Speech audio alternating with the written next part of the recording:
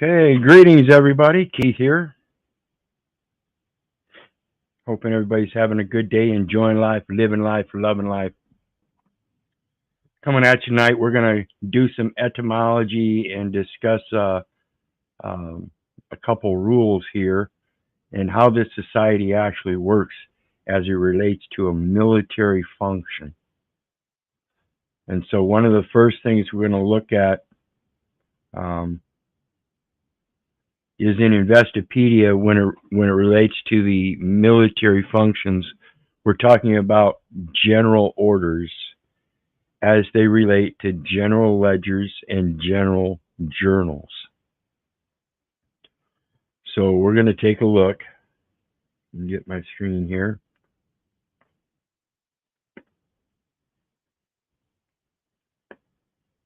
And what we got here is general ledger versus general journal in Investopedia. What's the difference?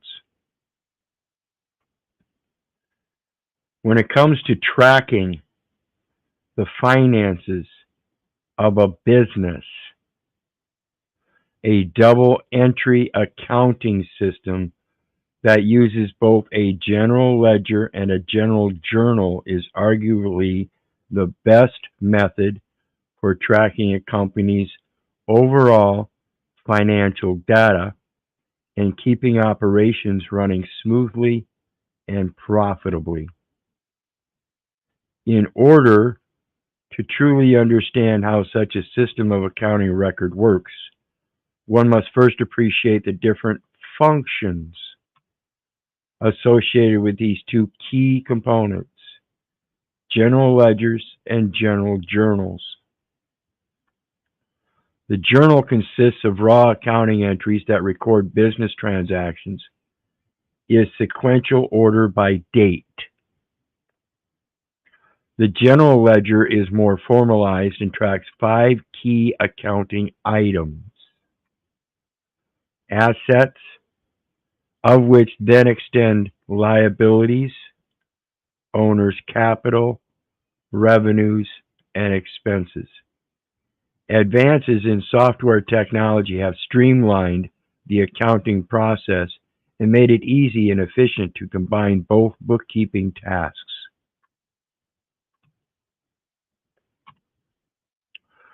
Simply defined, the general journal, I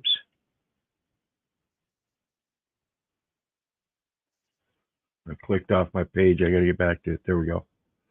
Simply defined, the general journal refers to a book of original entries in which accountants and bookkeepers record raw business transactions in order according to the date events occur.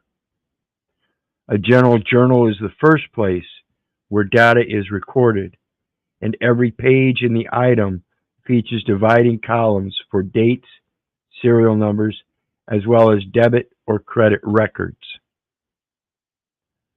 Some organizations keep specialized journals, such as purchase journals or sales journals, that only record specific types of transactions. Once a transaction is recorded in a general journal, the amounts are then posted to the appropriate or appropriating accounts, such as accounts receivable, equipment, and cash transactions. Now, before we go any further, I want to remind everybody the StreamYard link is down below for anybody that wants to join.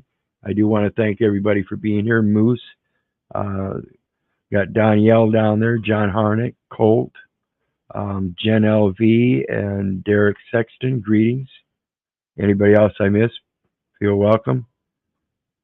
So what we're looking at here as it relates to the cash transactions, folks, if you remember here a while back, I did a video on cash and what it is, money.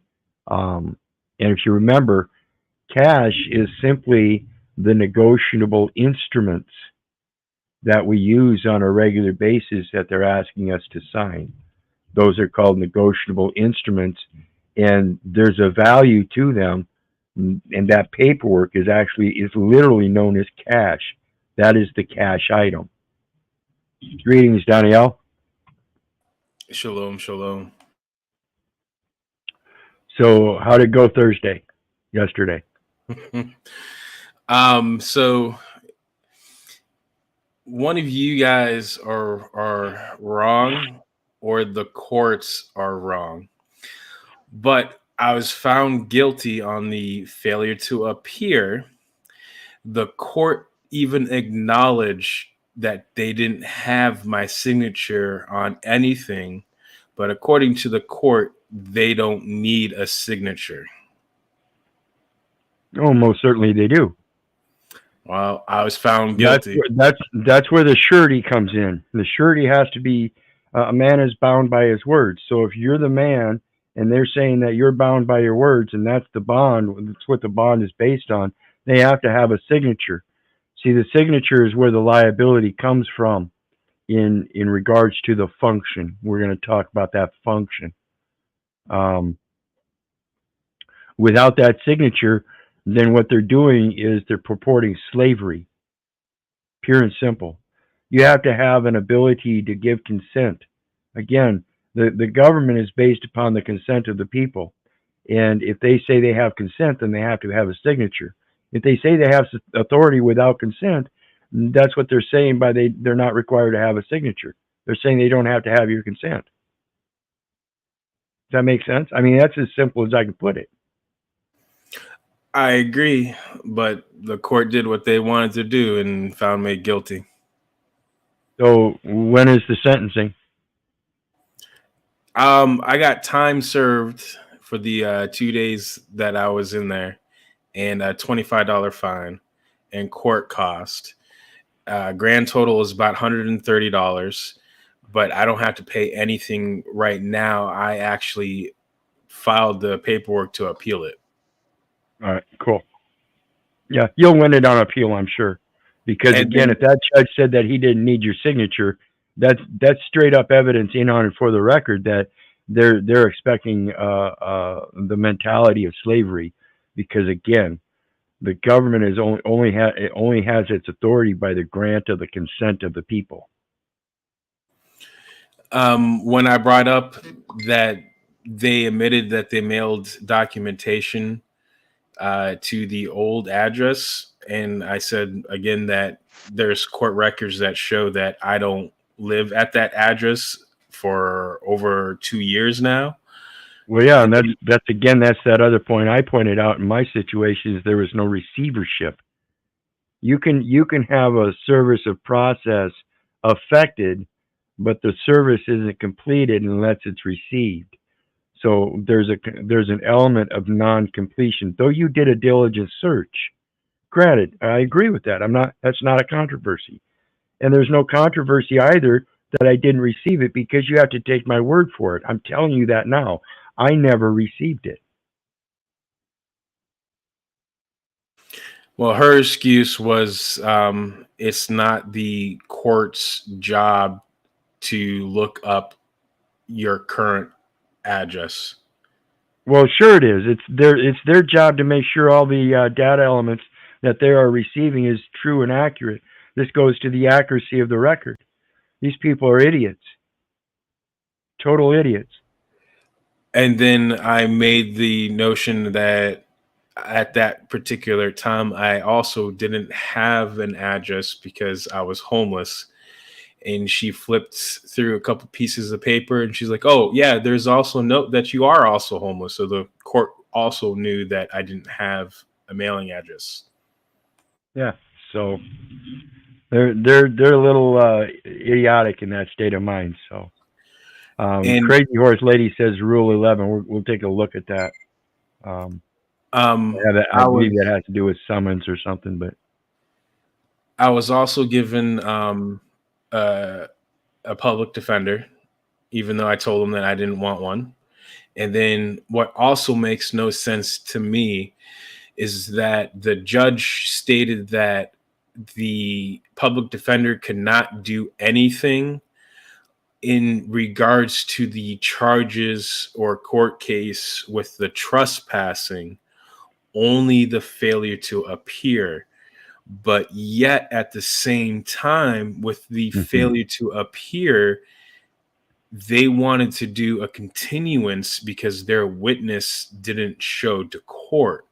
So he spoke up on my behalf, which I also think would be No, if technically they illegal. didn't, yeah, if they didn't show up and they're the ones pushing the thing and they didn't show up, then they can't just automatically grant the court can't automatically grant a continuance without a motion for it. See, they're playing two parts there. So we'll talk about it later, though. We're gonna get back into this because our thing here is about the functions, and that's the main part of it. So remember,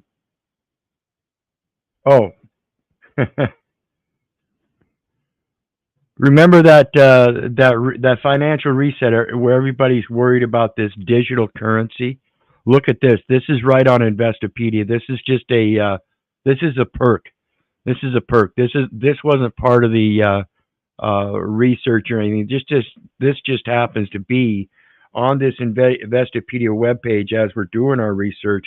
But look at what it says. It says, despite advances in software technology, there will always be a need to record non-routine transactions in general journals, such as sales of assets, bad debt, partial payments, and depreciation. These are matters of record that have to be done in paper. They can never do all of this stuff in electronic form. Again, just as the topic we discussed, there are certain things, and the electronic form is to be done with the intention that if ever need to be done as a testimonial, you will put your signature to a piece of paper. So again, when it comes to this digital reset or this reset to digital currency, it can't be completely digital currency. They got to have the ability to support it with paperwork as well, and that's the only reason that they're using the electronic system is to support the paperwork system. It's called the Paperwork Reduction Act, but that doesn't mean they get rid of paperwork. It just means they do as much as they can in the electronic form to acquit the paperwork of its necessity in abundance. It's still going to have its necessity, but the surplusage use of it is just redundant. So if you've got an electronic form you can use, then we can use that. But it can't get rid of the paper form.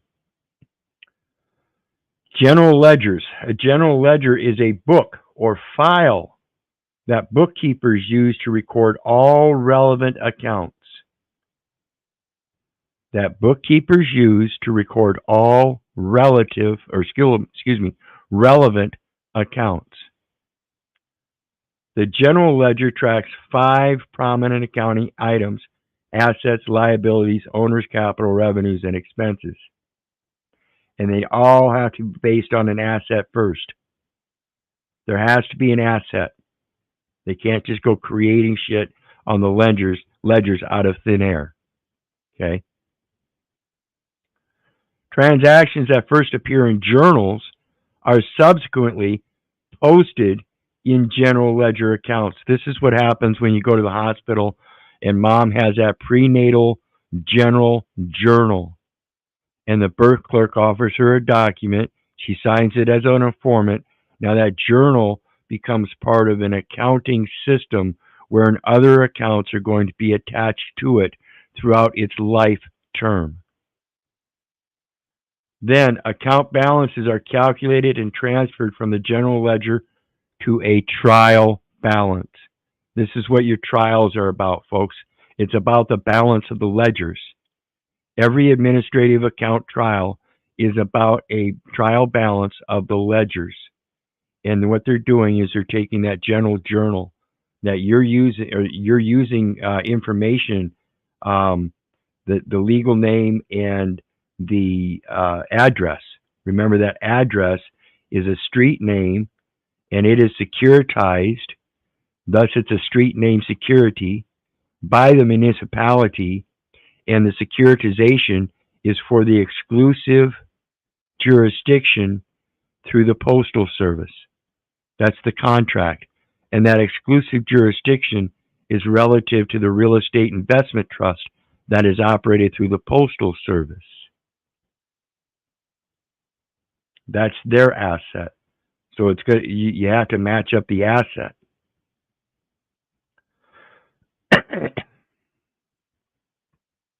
Each accounting item is displayed as a two-columned T-shaped table. This is called the T-ledger. This is the cross that you bear in life. It's the person. And we're told that we're supposed to take upon bond servants and take upon servitude through bond servants of the heathens. We're supposed to make bond servants of the heathens. What are the heathens? The heathens are truly the persons. That's the bond servant. It's instructed in the scriptures to make bond servants of the heathens. So it's the person that's the bond. The bookkeeper typically places the account title at the top of the T and records debit entries on the left-hand side and credit entries on the right. This is why the signature is supposed to be on the right, but they always have you do your signature on the left.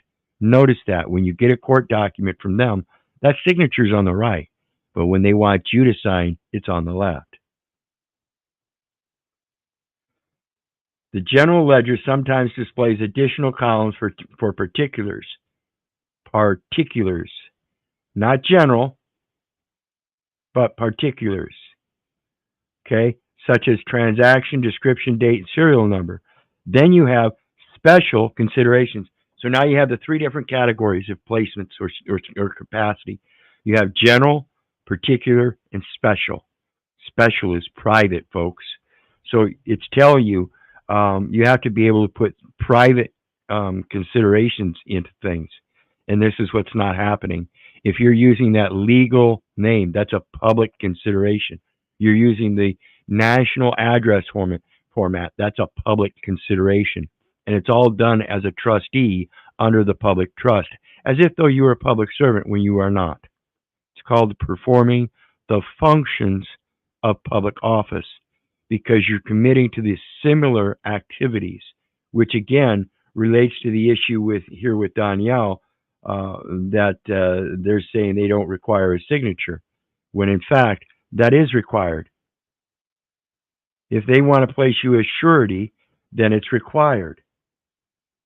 If you let them know that you're not in the capacity to give a signature as a trustee, then you have to qualify that signature with special considerations. Those special considerations are the terms and conditions of contract. So instead of using the contract term trustee or anything of the like, you use without recourse, without prejudice, and by benefactor to the beneficiary. See, that's the misidentification that's been going on throughout our entire life. We've been taught to sign in the capacity of a trustee and told to write the name of the trustee, which is the legal name, the person. That is the surety. We're not the surety. We're not supposed to sign as the surety. Hallowed be thy name. We're not supposed to be using that name in debt. We're supposed to be using it as creditors unto the nations. So let's continue on.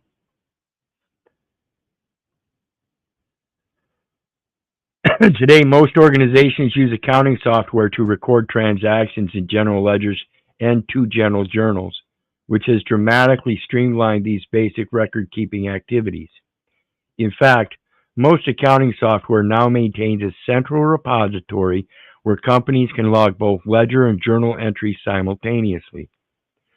These advances in technology make it easier and less tedious to record transactions, and you don't need to maintain each book of accounts separately. You see what happens? This is what the nation is doing to you. They're including you in all of the accounts as if though you belong there. This is why it's so hard to get them to understand, because everybody agrees. Yeah, I've got a record of it. I've got a record of it. Yeah, we've all got a record of it. It's common knowledge. Yeah, you are subject to the law. That's not the way it works, folks. Not everything that is written is true. In fact, all comments, written or spoken, are inventions, fabrications, and fictions. These advances in, let's see, the person entering data in any module of your company's accounting or bookkeeping software may not even be aware of these repositories. You, the person entering the data, you're the ones not even aware of these repositories. Now you are. Please be aware that the entries that you make into these journals are going to be made public, because that's what you're entering is a public venue, and they are going to sell it everywhere. In many of these software applications, the data entry person need only click a drop-down menu to enter a transaction in a ledger journal. Pretty simple, folks. Got anything on that there, Danielle?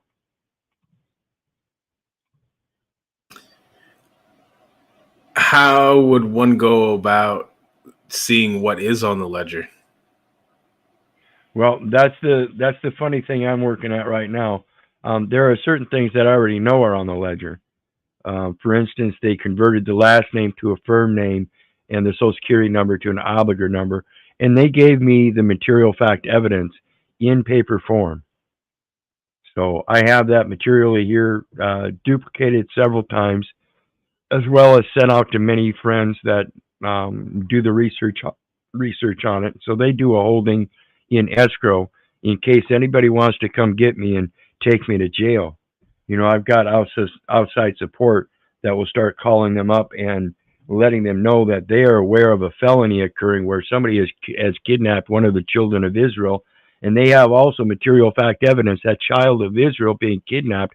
The system is trying to make merchandise of them, and that is evidenced by their own records placing surety bonds in a name that they claim is his, when that name and number identify a record and not the man. This is clearly stated in their law. And just because they're ignorant of it doesn't mean that I didn't give them notice of it. They have to take notice of it. They can't say, well, that's not what it means. They have to go by the letter of the law. And the letter of the law says the individual's name and number identify a record. Now, the record I gave them was a name and a number, and they coincidentally converted that name and number to a different name and number, and therefore they switched accounts. See how that works?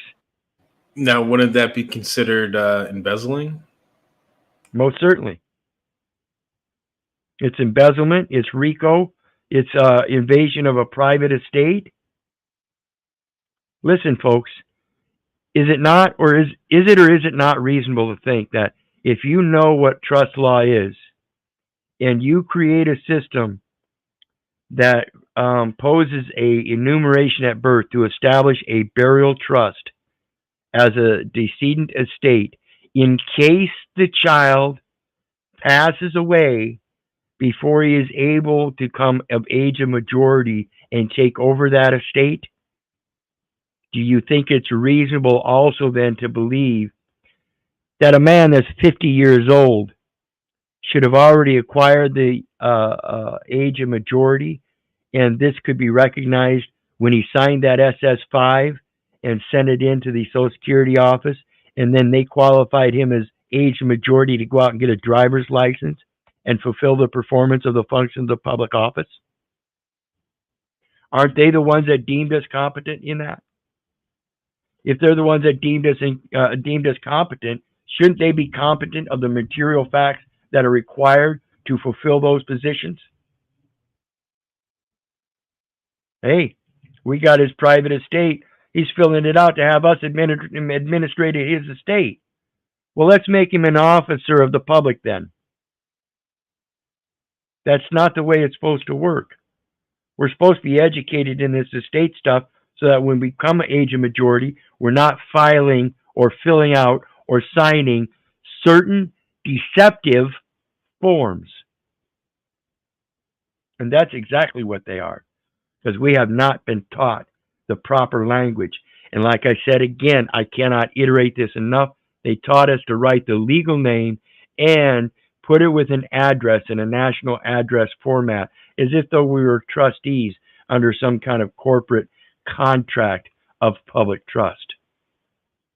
And this is just bullshit. This is the stuff we really need to be teaching our children. See, our forefathers came to this nation before there were any public schools. They taught all their children everything their children needed to know. And they did so, and were doing so for hundreds of years until this public education system came about just over 150 years ago. So think about that. Now, the next thing we want to look at is function. Remember, we talked about function in the General Ledger and General Journal as to what their function is. This is Atonement Online, one of my favorites again. Function in the noun form from 1530s. One's proper work or purpose. Power of acting in a specific proper way. And remember, that's proper. See, real quick here, folks. A natural man cannot communicate with another natural man except in person, in voice, in sign, in symbology.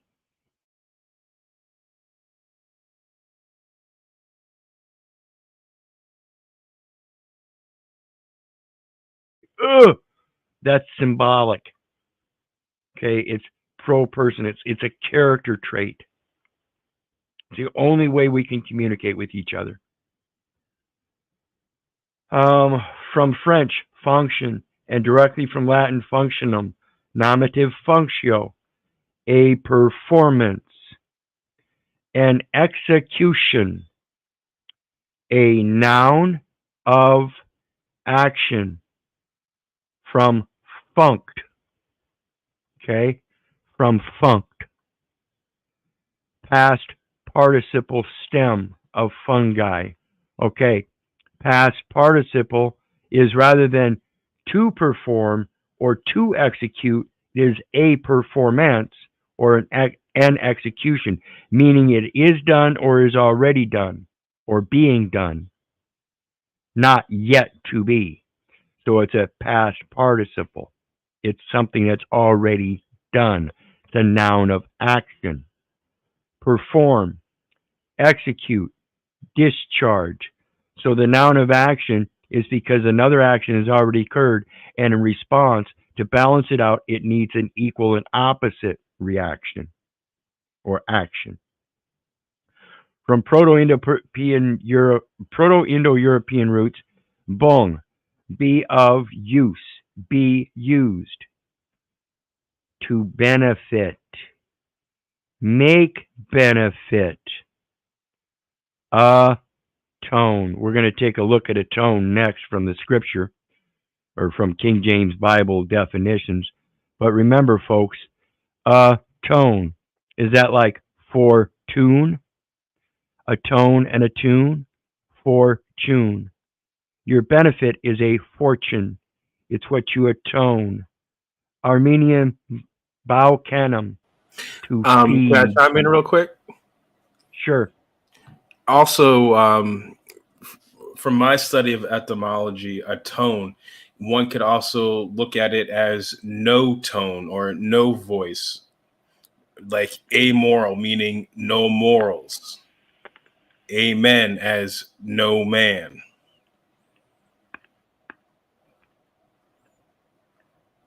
Okay. Well, when we look at a tone, we'll kind of see that. I know what you're talking about, and hopefully we can point it out for the rest of folks, but I see what you're talking about. And Thomas is right here. Proto-Indo-European roots are only verbs and usually have the base sound of every similar word despite the language. So it's just a base sound.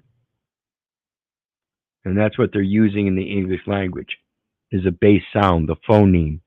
and then they transfer it to a grapheme. But in that grapheme, they might then turn around and morpheme the spelling, or, and a lot of times, I'll say even the sound, Thomas, because there's behave and behave. And in the scripture, it's two words, and it's be have, not behave. We've been taught that it's behave. Original form is have.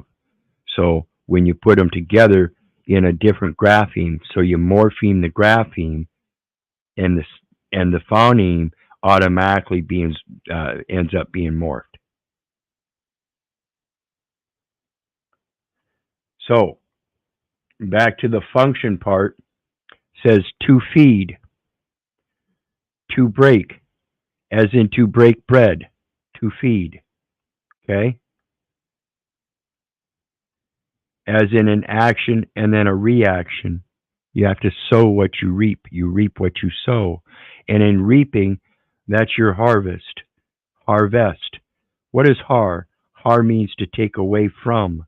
What is the vest? That's what you invested in. You planted the seeds, you sowed the seeds. Now you get to reap them. You get to take away from them because that is your investment. Now you get to profit from them. Okay? Which is perhaps related to root, brug, to enjoy the fruits of. Official ceremony is from 1630s, originally in church use. Use in mathematics probably was begun by Leibniz, 1692. In reference to computer operations, it was 1947. Function as a verb is perform a function. Now that's kind of redundant there. It's kind of hard to tell what perform a function is. So now we can see it's a noun of action, so it would be a noun of function. Now we can see the function is the action, the motion, the thing that it does. What is its function? It's what it does. You have to get off your ass and do something. What is your function? From function, related functioned, functioning. Defunct, the root word, funct. Remember we saw funct, the root word dead, deceased, extinct. Dead, literally off duty. That sound military to you? Sounds military to me. Off duty. You're at liberty because you're off duty. You're not on board. You don't need a board of directors because you can direct yourself even if you wanted to walk the plank. To discharge, finish, off, completely, perform or discharge duty. So you see, we're looking at something that we have an obligation in life to fulfill, but it's not in person. He's a respecter of no persons. Our duty, again, let me remind you, is Jeremiah 1:5. Before he formed us in the belly, he knew us. Before we were cast from the womb, he sanctified us. He ordained us a prophet unto the nations. That prophet is to teach others how to be prosperous in sowing their seeds and reaping their harvest so that they can go out and feed themselves. You teach a man, or you feed a man for a day if you give him a fish. You teach him, or you feed him for a lifetime if you teach him how to fish. That's our function. Anything on that, guys?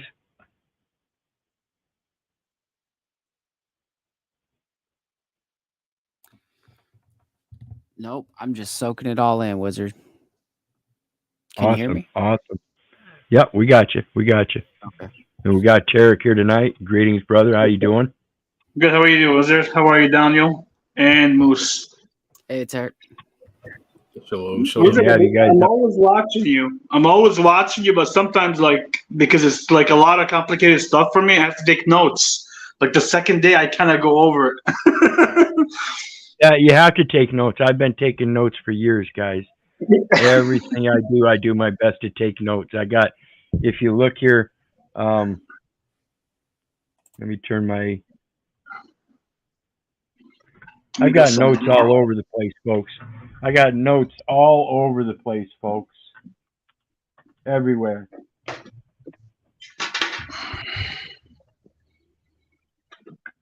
I love my notes. They're promises to myself. You guys remember the definition of notes? It's a promise. So, all right, let's get back to it. We are on atonement now from the scriptures. From the scripture, King James Version of the Bible, definition, atone. Make sure I got everything right here.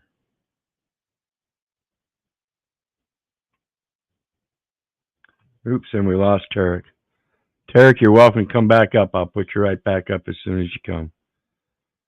So, atonement from King James Version of the Scriptures, as far as the definition is concerned, at one. Does that make sense? I mean, that's what it is, right? It's two words, at one. Do you see where this stuff comes, people? Now pay attention. Together. Supposed to be compounded of at and one. Ad and unio. To agree. To be in accordance. To accord. So according to the scriptures,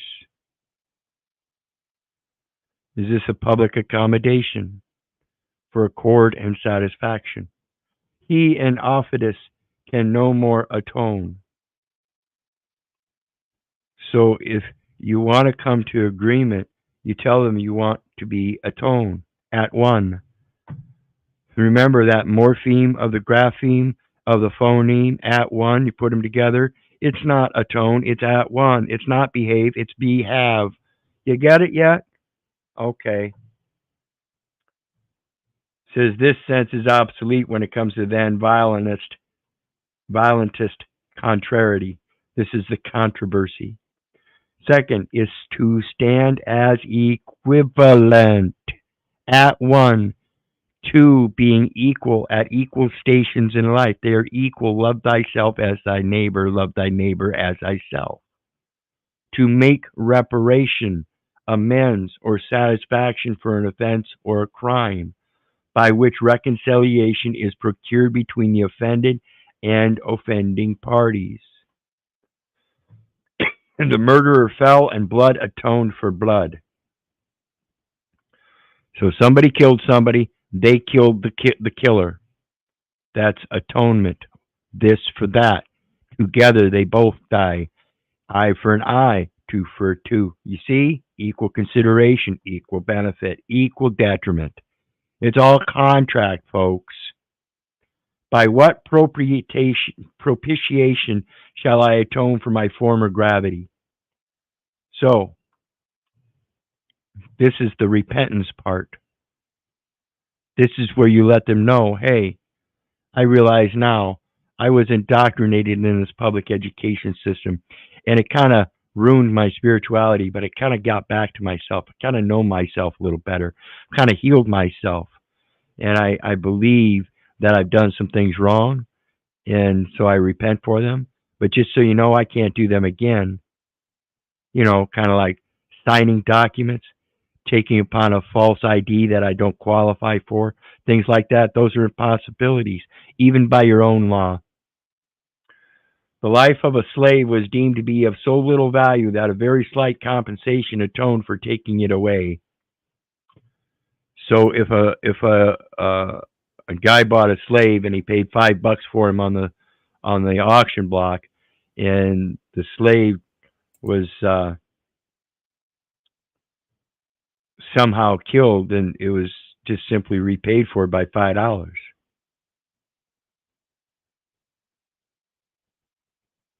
Is that really what you people want to be valued at? Is some kind of damn piece of paper? No. So what if someone did like murder one of the slaves, right? So say somebody murdered me, uh, It'd be a and civil they action. were out of the. Would they be liable to compensate the state for that? Well, whoever the slave owner would be, yeah. That's the same way this system works. Remember, folks, when somebody's taken to a murder trial, it's still a civil action. There's one rule number 2, Federal Rules of Civil Procedure. Rule number 2, there's one form of action, civil. They have no criminal action. They have criminal procedure, but there's only one action. That's civil action. So even in the criminal courts, when they're charging you with murder, it's a civil action, and that civil action is because it's a corporate entity of the state. If you kill somebody, what you've done is you've killed an agent. Now that person can no longer invest in the state. So the state is at a loss, as well as the people that are indoctrinated to believe that they lost a brother and have truly lost a brother.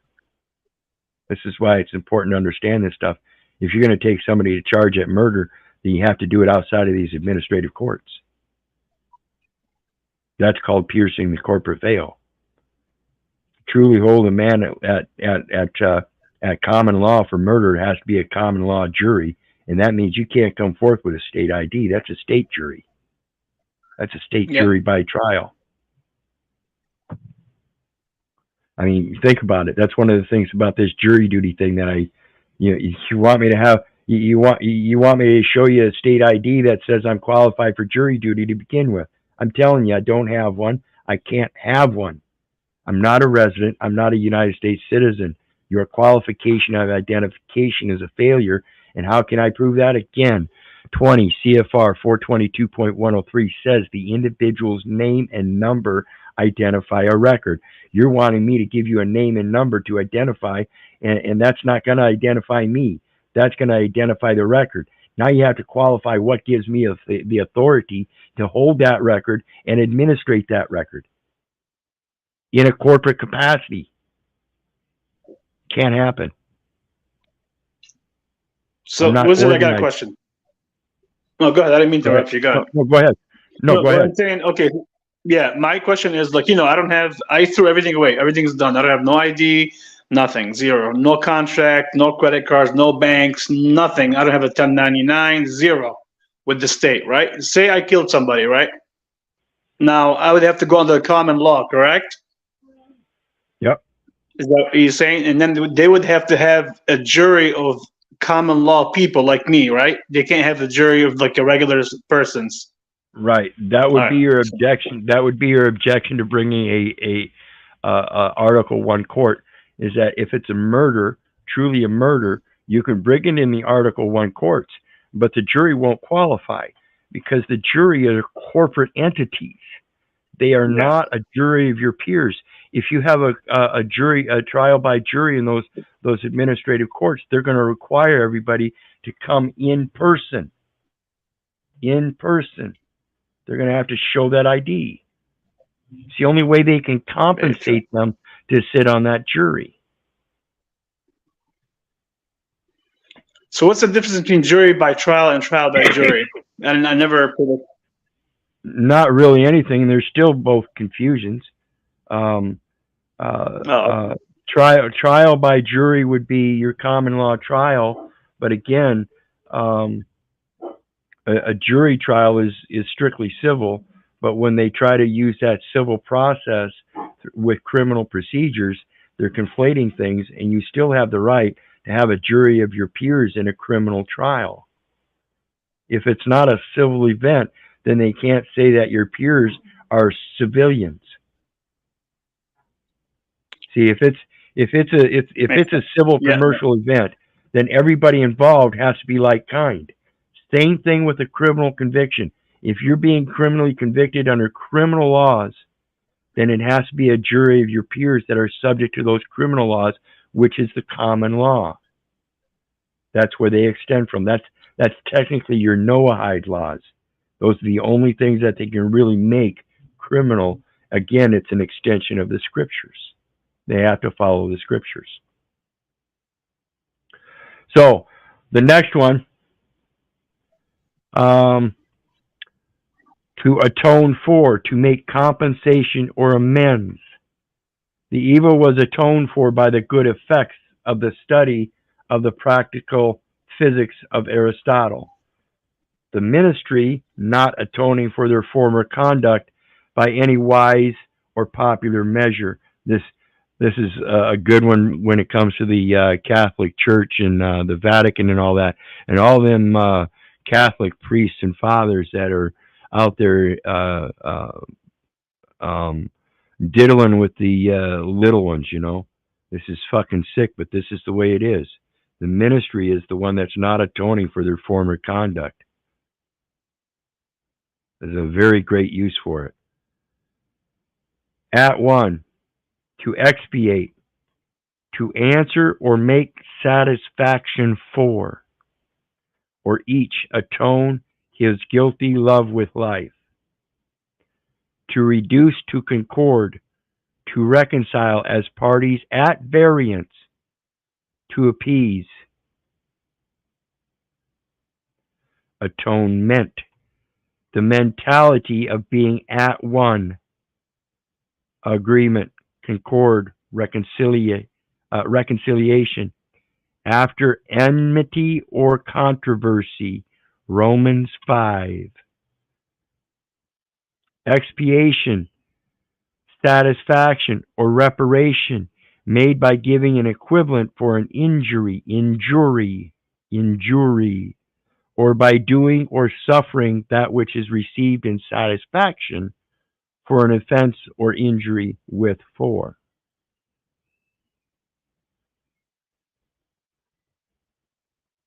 Everybody gets the sense of atonement?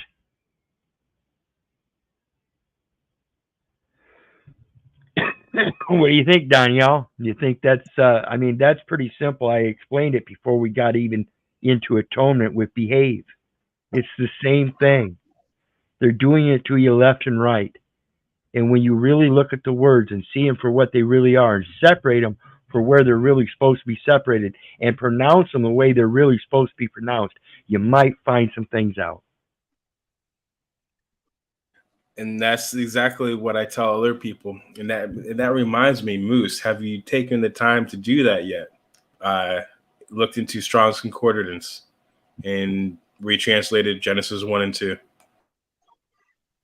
No, I've been super busy the last 2 days, but I have after Christmas, I have some time free for myself that I have a couple hours throughout the day that I've scheduled with my wife to just be like, I got study time.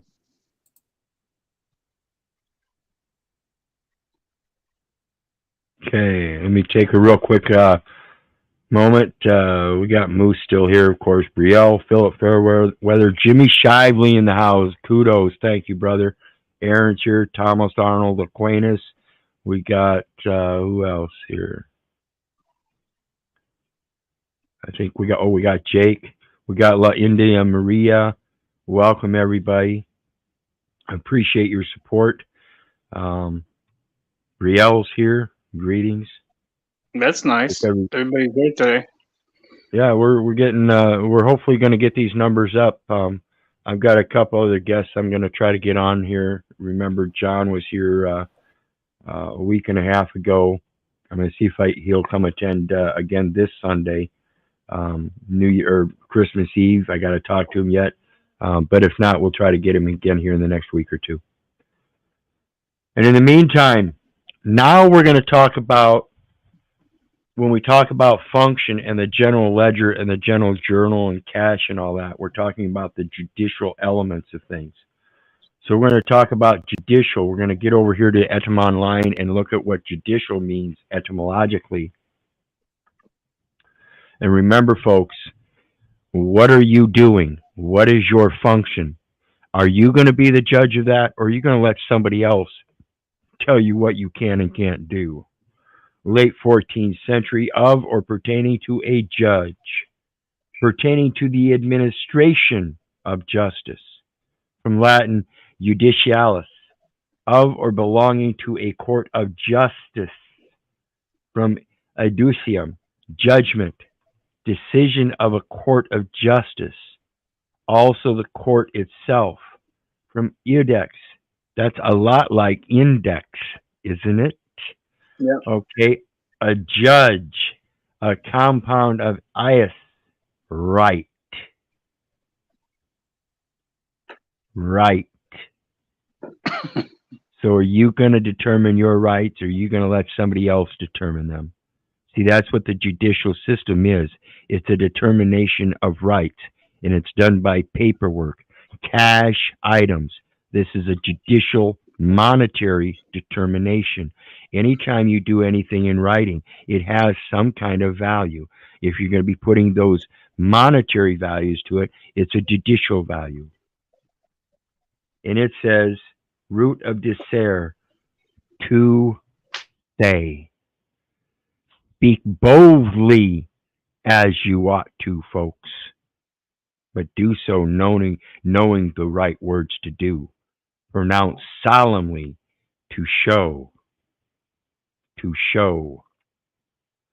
To say is to have the ears to hear. To show is to have the eyes to see. Pronounce solemnly, judicially. Just, morally upright, righteous in the eyes of God. Now chiefly as a biblical archaism. Also equitable. Equity is an ancient judicial system, folks. Equity is an ancient judicial system about fair and impartial in one's dealings. Fair and impartial. Also fitting, proper, conforming to standards or rules. Justifiable, reasonable, just, righteous, sincere, upright, righteous, equitable, in accordance with the law. In accordance, accord. Lawful, true. Proper, perfect, complete. You see how synonymous a lot of these things are? From ius, a right, especially legal right, law. See jurist. So what's that jury?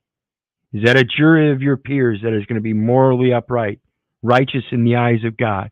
Do you see how to disqualify those juries?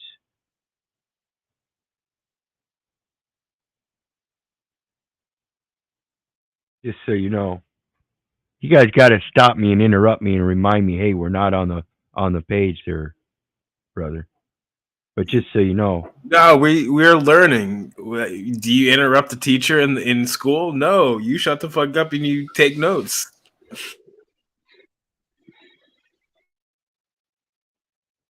Or pertaining to a judge. Who is your judge? Where is your bank? Where is your treasury? Folks, do you know, just like the ledger here, where they're keeping track of things by date and then keeping track of things by categories? You know those two things there? And then we go through function and we see defunct, and function is both a noun and a verb. One is a noun of action and is talking to benefit, to make, atone, da da da da. We go through atone, we find out that's at one, literally at one, equal stations in life, one for one, equal consideration, equal benefit, all that stuff. Of or pertaining to a judge. Are you judging the words or the people?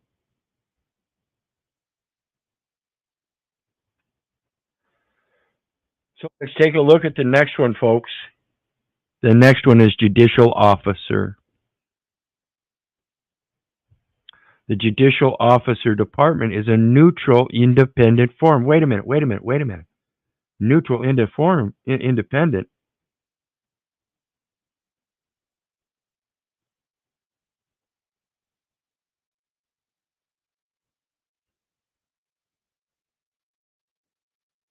What was that?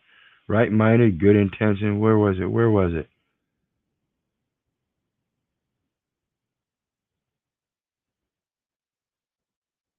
Morally upright. Where was it? It was.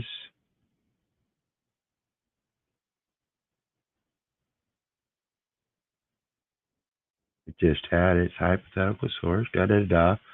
Equitable, fair, impartial. There we go. Neutral and independent. Isn't that the same as impartial? Department is a neutral and independent forum within the United States Postal Service. So the judicial office is the United States Postal Service. If the judicial officer department is within the United States Postal Service, and it comprised of the judicial officer, the Office of Administrative Law Judges, and the Postal Service Board of Contract Appeals. So we see again the judicial determination is about the paperwork, and the paperwork is the contract. It has the terms and conditions of contract according to the words it's using.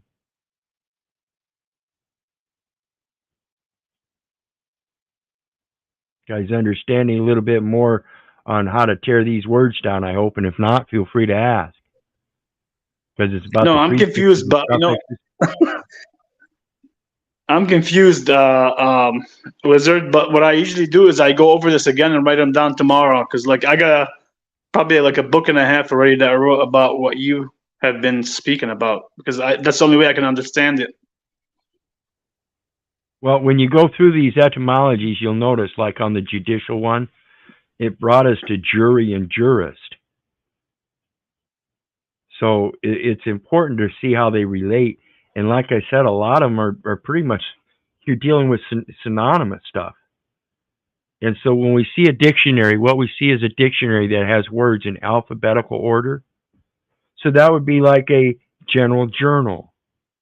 Whereas the general ledger, it goes by category. That would be a thesaurus.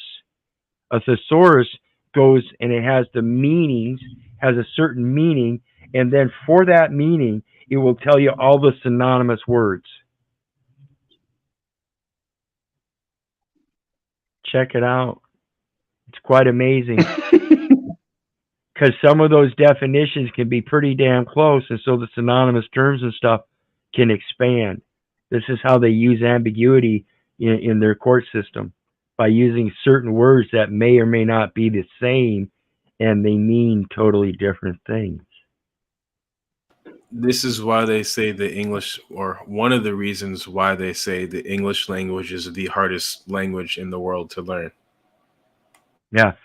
The phonic sounds that they adopt and the graphemes that they adopt from the other languages and stuff go through so many different transliterations and transformations. Like I said, behave, and what we saw here tonight, atone. It is not atone. It's at one, literally, by definition. And that's what we have to start learning, is to tear down these terms and conditions for what they really are. So let's get back to it. We've got the Judicial Officer Department, and this is Judicial Officer Electronic Filing. Don't know. It's got the Administrative Judge, Board Member, Judge Catherine Crow, Administrative Judge, Board Member, Judge Diane Amigo, Administrative Judge, Board Member, Judge Richard Rowe, and the Chairman, Judge Alan R. Carmella. This is the Board of Postal Board of Contract Appeals. And it has jurisdiction to consider and decide any appeal from a decision of a contracting officer of the United States Postal Service or the Postal Regulatory Commission relative to a contract made by either. Every municipality has a contract with the Postal Service for that address system, wherein they create the street names. And then the residents, the people that claim they're residents of that town, that municipality, are one of its presumed agents. And there is a contracting agent that is made by using that address form at the post office. That itself is a contract that we're duped into believing that we have to fill out so we can have mail sent to our home. Oops. Very true. That's So, Wizard, I not got a our question. mail. Go ahead. Yeah, since my situation, like 4.5 months now, since they came and detained me, all the bullshit. I corrected the record, so I don't reside anywhere. Like I told you, I have no address, nothing, zero. But I'm assuming they haven't been able to give me anything because of that, correct? I'm assuming because they can't send anything anywhere because I don't reside anywhere. Yeah, and that's again one of the important distinctions there is that if they're truly going through the proper diplomatic channels, see every deposit in a bank is a foreign deposit. What they're doing in these courts is circumventing that by presuming again that you're a resident and therefore domestic. And so they take a deposit of a general ledger, convert it, or a general journal, convert the information so they can enter it into a general ledger, which is a system of multiple accounts. Now they can use it as if though it's a domestic entity. It's quite amazing how they circumvent these things, but once you start pointing it out, because they're in fact not violating any law, except for the fact that they're not disclosing it to you. Because if they disclosed it to you, it would disclose the fact that you are incapable of operating as such officer because you have not gone through the fulfillment characteristics of acquiring the proper certifications, licensing, and such. It just hasn't happened. It's all been a presumption based on that legal name, every last bit of it. Now, the next part, That makes like I sense. said, the next part, like I said, everything is a matter of a military construction. It is a military venue. Iman Bay, dropping the stream link down there for you now. Anybody else that wants to come join the panel, feel free to click the link and come on up. But what we're under is, if you notice in the general ledger and everything, I pointed out the thing that it's about orders. In order to truly understand how such a system of accounting records works, and then it's about general orders. If you remember, I mentioned that Avalon here is General Orders 100, the Lieber Code, instructions for the government of armies of the United States in the field. That's because this government of armies is a corporate army, corporate government. We don't actually have a full-fledged government of the people, by the people, for the people anymore, because you have a republic if you can keep it, and it was given up. We have to be able to reclaim that. But again, that republic can only be claimed one person at a time. Each person has to claim their republic status. Under Article 10, it tells us, and I hope you guys understand this, we are under martial law. Look in that court and see that Admiralty flag with the yellow fringe on it. It says martial law affects chiefly the police and collection of public revenue and taxes, whether imposed by the expelled government or by the invader, and refers mainly to the support and efficiency of the Army, its safety, and the safety of its operations.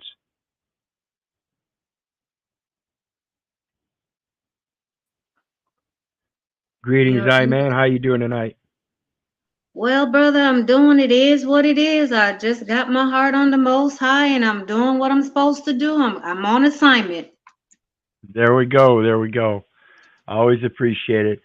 Man is one of those diligent people helping us out in the realm, trying to get things going here. So let me pull everybody up. And so what we're talking about, like I said earlier, they're converting that Social Security number to an obligor number. And that obligor number is the Social Security number without dashes. Now, one of the things I recognized when I went to the Social Security site to find out, to look up my selective service number, online they tell you, enter the Social Security number without dashes. And that kind of hit me right in the face, because that Social Security number without dashes is the obligor number. And that's what they're using for everything, is they're converting everything from the time you sign that SS5 and sign up for selective service. So ladies, even if you haven't signed up for the selective service or haven't been in the military, that SS5 does the same thing. It allows them to use a system of accounts in disseminating record from a journal or information from a journal, a general journal, to a general ledger. This is taking the data information and converting it to money. It's an or accounting credit. system. It's an accounting system.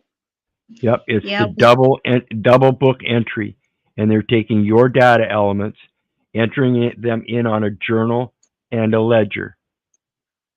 Yes, that's what I was watching this video today, and it was just gentleman. It was a video. He was a banker. I forgot how many years he said he was in banking.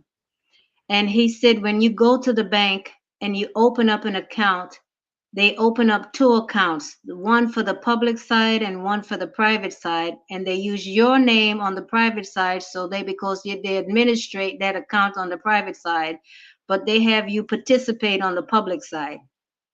Correct. And this is what happens when you go to the bank and you get a loan for say a home, and they call it a real estate loan, right? I'll show you something tonight about those real estate loans. But you go to the bank, you get a real estate loan to buy a house. And what they do is they use that double accounting to go to the discount window on the private side and charge you on the public side. So what they're doing is when they go to the discount window, they're using your private information to get the credits. And that's issued to them, and that's issued to them in a check, which is guaranteed by the Federal Deposit Insurance Corporation. That check then goes into your private account that you don't know about, and you get assessed on the public account that they're showing you all the records to, because that's the legal name. Exactly. Isn't that like 80-20, where the bank keeps 20% and the 80% goes to the investors? Something like that. I don't know exactly how they do it, but that's what I imagine. Go ahead, Moose. I got a question about the mortgage. So like they basically get it paid off already through the private side, right? And we pay it with debt. So how, I don't understand that part. Like I'm paying a mortgage, but I'm paying it with things that are debt. So Right, but see, and the trick is that when you sign that instrument, that's your asset. Your signature is your asset, folks. So when you sign that promissory note, like I said, that promissory note, that banker is supposed to take it to the federal discount window and come back to you with a check. And that check is supposed to be blank, so you could put it in the name of the guy you're buying the property from.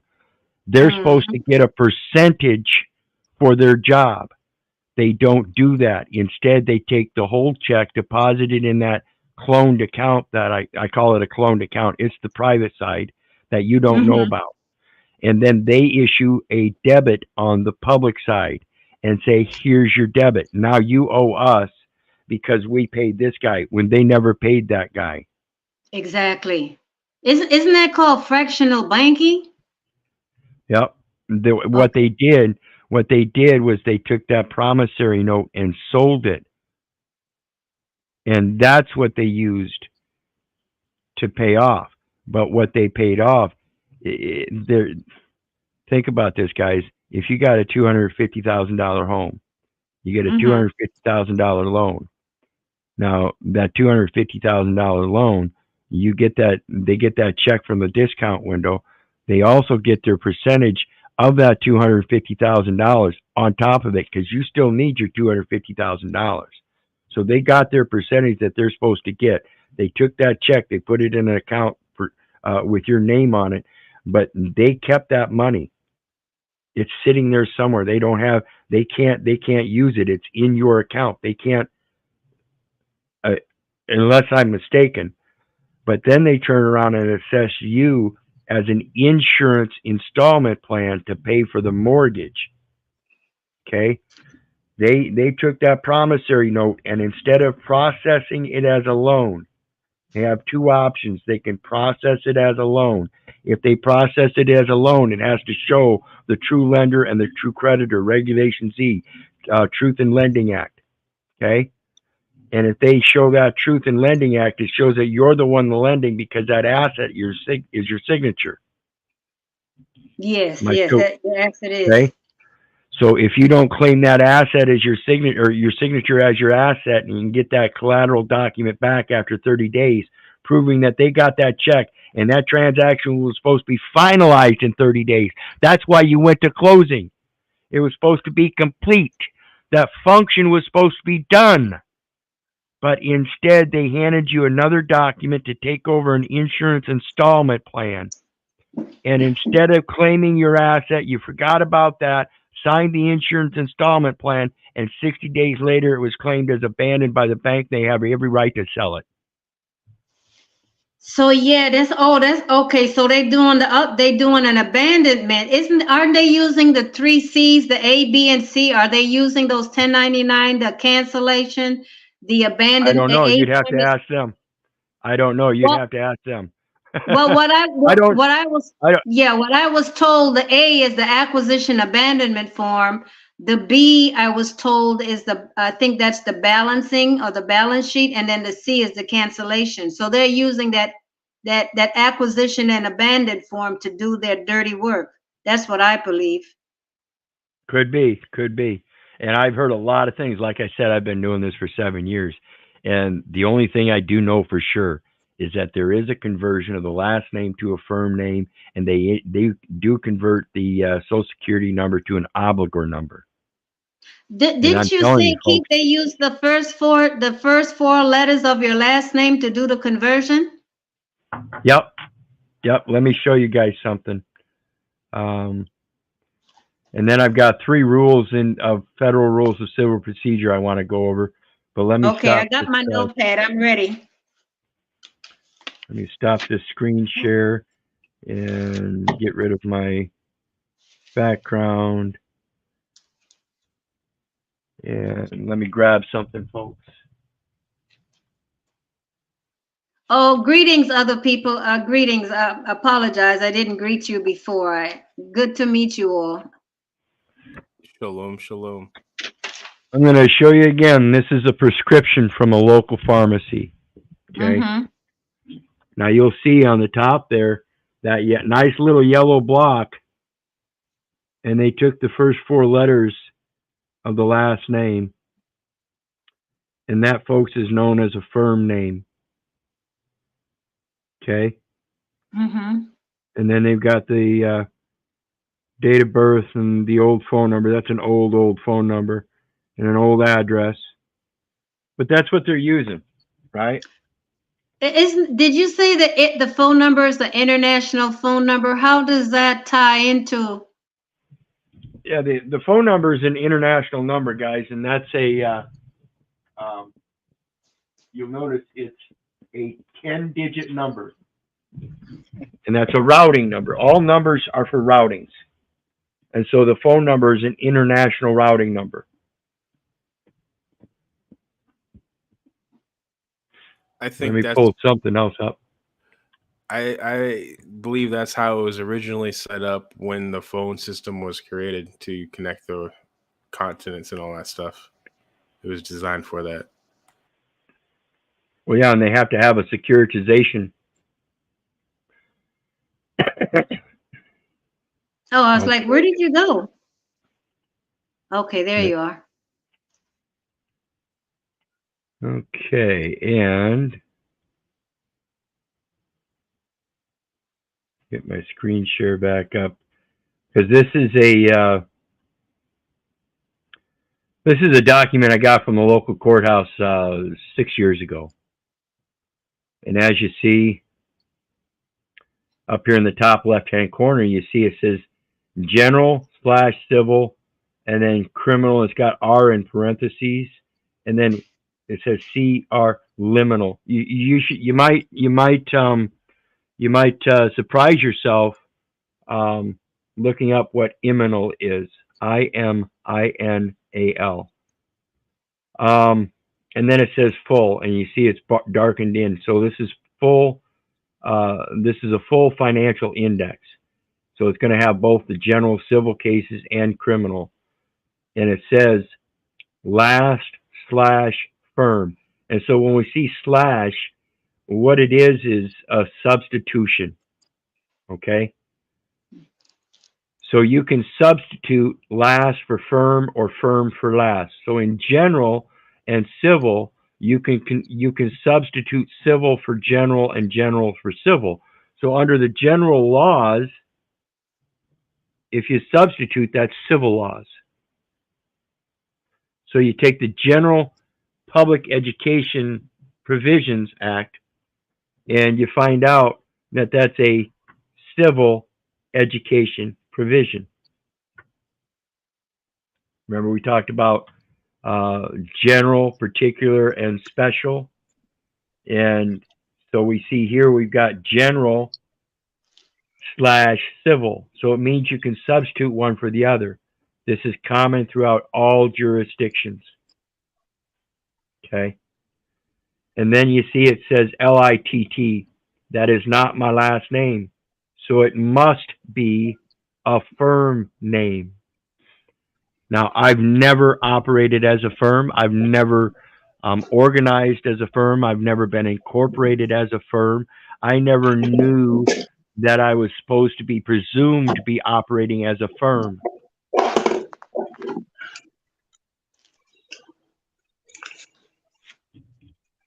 And this is the main issue. In order to be subject to those administrative courts, you have to be organized under the laws of the United States in such a capacity that you have a board of directors that can hire an attorney to represent in that court. If that's not there, you are not subject and cannot be subject to those courts. That is an impossibility. Is that tied under to, is that 12 U.S. Code 614? That is where you have to be organized under those laws and have a corporate letter and corporate structure and everything, and communicate with the Federal Reserve that you are going to operate in that fashion.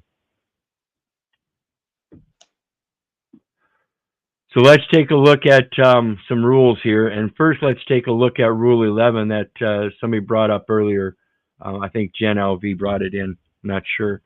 But it's Rule 11, signing, pleadings, motions, and other papers, representations to the courts and sanctions as it relates to Danielle and the court telling him that they didn't need a signature.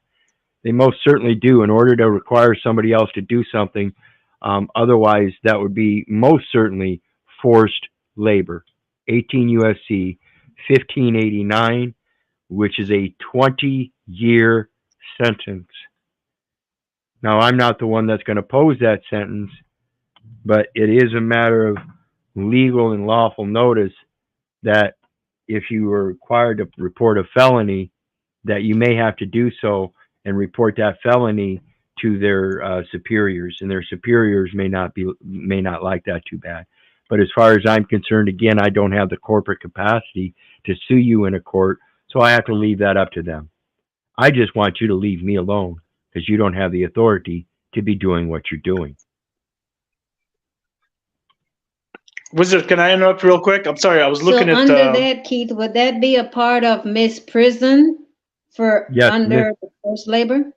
Yes, misprison of felony because they have knowledge of a felony and they're not reporting it. Go ahead, brother. I was going to ask you, I just looked at the thing that you said about the medicine thing, and I was looking at one of my old bottles, and it doesn't have in yellow like a company name. It just has the first legal name. Does that make sense?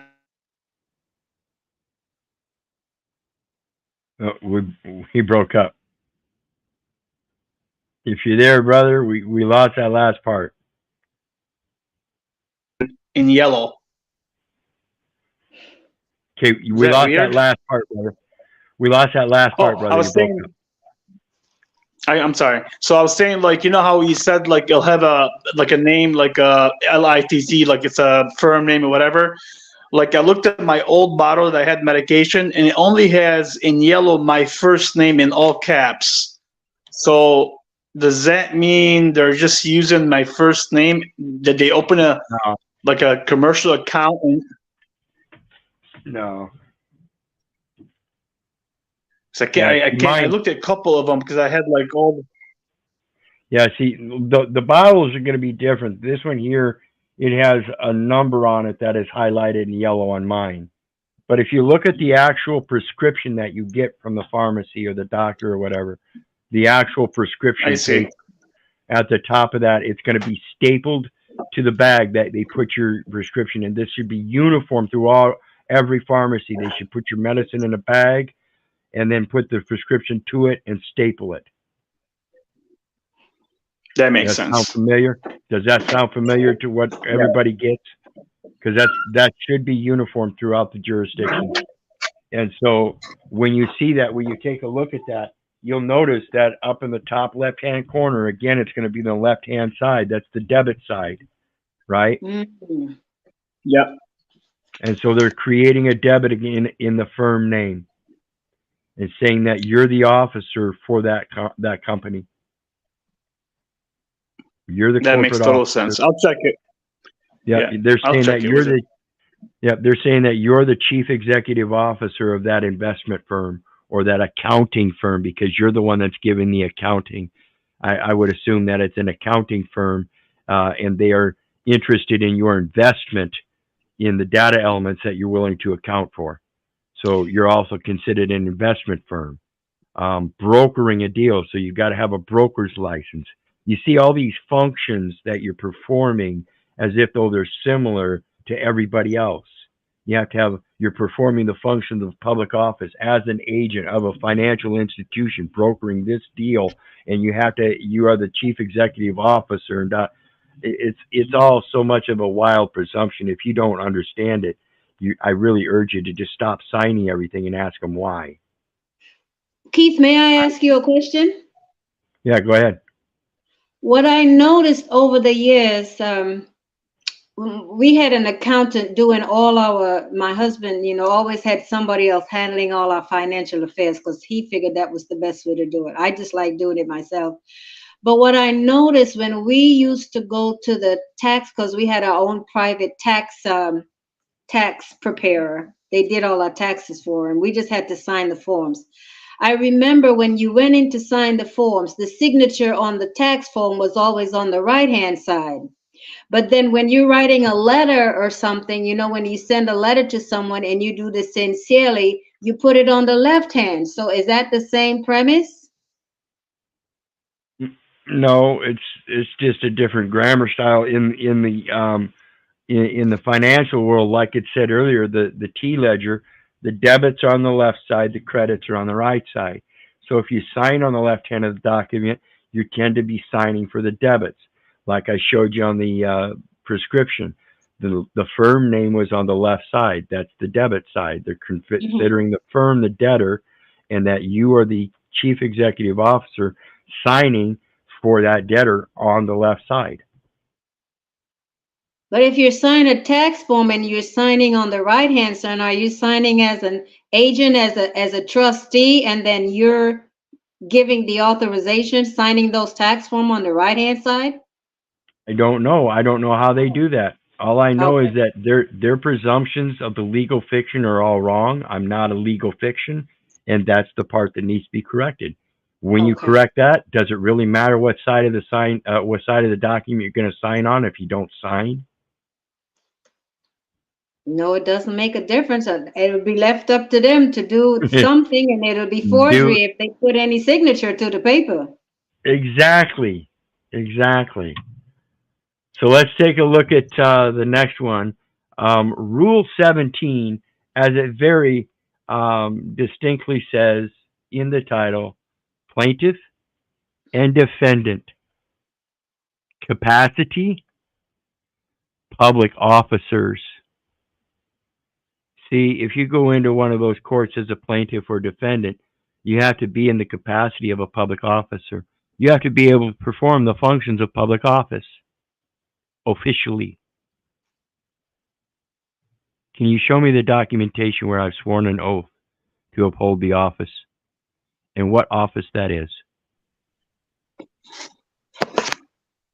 Yeah, it's a lot of fraud. Absolutely. Absolutely. You see why that document and that signature is important, Danielle? Yeah, and then when I was almost held in contempt of court because she asked me to raise my hand and I didn't, and I was waiting for her to finish, and she just stopped what she was rambling on, and she said, "I told you to raise your hand." I'm like, "Ma'am, I mean no disrespect, but I can't do that." She's like, "What do you mean?" And I explained the Bible verse, and she was about to say, "Well, you can affirm." I was like, "No, I can't affirm either. I cannot swear or affirm. But my yeses will be yeses, my noes will be noes, according to Scripture." And she let it go. Nice. Yes. Nice. Yeah. But then Yep, back to the not doing the signature. She also stated that I was a citizen. Ma'am, I'm sorry you got me wrong. I'm a living soul. Right. Objection. Objection. Hearsay. You can't prove I'm a citizen of anything. If you can, I would urge you to dig deeper into that record because that would be an error. That citizen that you're saying must also be a resident somewhere. Now Exactly. that resident would be a federal, state, or municipal officer or agent whose resident presence is deemed necessary. And By that the means board. you are going to require me yourself. And that's only something that can be made again as a decision of the board. And that board is the Secretary of Commerce as the executive chair and the Secretary of Treasury. Now, if you have that kind of discernment in and of yourself, I'd like to see both of the Secretary of Commerce and the Secretary of Treasury come right out of your ass, buddy, because it ain't you. It ain't you. You're so right, brother. So let's take. Go ahead. No, I can do it later. It's all right. Okay, so the next one, we've only got 2 more rules to go, and then we'll open the board up across the board. We'll stay here as late as we need to. But the next one, make sure we get it up here. Rule 19. Required, or yeah, it was Crazy Horse that gave us Rule 11. My apologies. Crazy Horse threw that up there. Rule 11, signings, pleadings, and stuff. And Rule 19, required joinder of parties. Required party. A person who is subject to service of process. Let me ask you guys, do you remember definition of federal government means all entities of the government of the United States, including the United States Postal Service and the Postal Regulatory Commission, and the fact that the Postal Service, United States Postal Service, is the registered agent and therefore is subject already, as it says, a person who is subject to service of process. Isn't that Right. the process server, and therefore they are subject to service of process, and whose joinder will not deprive the court of subject matter jurisdiction, must be joined as a party if, in that person's absence, the court cannot accord complete relief among existing parties? So with that service of process for the postal service, that would be the regular, that would be they would be the registered agent Yes, it doing the says service? Okay. Look up United States Postal Service online, and you'll see they're going to have a registered mark on their name. They are Yes. already the registered agent of the post office for all postings in all events in all accounts. and this is the Global Postal Trust Services is what backs it. And that's what the Postal Service Realty Inc. is all about. They hold the Real Estate Investment Trust, not the United States. It's the United States Postal Service that is the asset holder. So you are at one with the asset holder, asset for asset, silver surety certificate on deposit, with the silver being held in escrow by a third party agent. Private, non-interested party. That makes sense? Yeah, it makes sense. I remember as a child, Keith, when I first used to go to the post office with my parents, all the Congress people, like if you wanted to talk to anybody in Congress, they used to have they used to have them assigned at the post office, and they used to have offices there where you used to be able to go and talk to them, and then they removed all of that. Yep. And this next one here, B, it reads, a person that claims an interest relating to the subject of the action and is so situated that disposing of the action in the person's absence may, as a practical matter, impair or impede the abilities or a person's ability to protect the interest, or leave an existing party subject to a substantial risk of incurring double, multiple, or otherwise inconsistent obligations because of the interest. This is called subordination, equitable subordination. And what we're talking about here is if the state is found to be wrong, it would be inconsistent with their obligations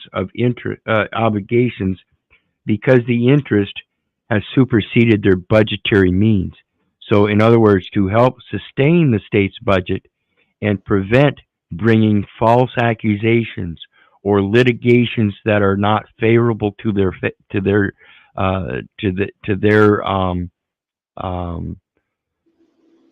transparency and accuracy and integrity, it's in the interest to conduct these matters privately as a matter of correcting records so that no person shall be held liable in any court, because it's all just a mere matter of accidents and mistakes. There's no need to make accusations of factual intent to harm. I don't know that these public servants would actually do that. I do know that through their indoctrination in the public education system, they will try to enforce they're just doing their job. And in trying to just do their job, that enforcement will show you that nobody really knows what they're doing, and therefore you have to. Okay. Joinder by court order. If a person has not been joined as required, the court must order that person to be made a party.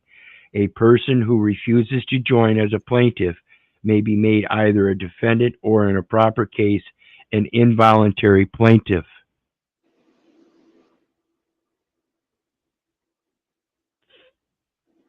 Now, the reason I mention this is, again, because of that equitable subordination that I talked about. These administrative courts are subordinate to the judicial office, again, which we should know now is the United States Postal Service and the Postal Regulatory Commission, comprising of the Postal Service Board of Contract Appeals, the Administrative Law Judge, and the Judicial Officer. The last one I'm going to talk about Wizard, is, go ahead. No, I'm sorry. So when they say judicial, it always refers to the postal officer? Well, Is that what do you mean by that? Right. That's the judicial office. And when they say judicial, it has to do with the monetary elements. Judicial has to do with value, Equity is an ancient judicial system having to do with equitable values of fairness. And so when we're talking about judicial, we're talking about a value system in their administration is commercial, whereas the judicial value that I hold is extrajudicial, and that is the equity itself. And that is the just being able to be just and fair. That you don't have to put any kind of balance other than we are at one, and that is the balance. We're already at agreement. The distinction is that the record is wrong. That's where the controversy rides. Okay. And just to let you know, I did check the paper, like for the bottle that I had from long time ago. It does say BA in big letter. I'm assuming that's the company name, the firm. Yep. Woodmost. What's your last name?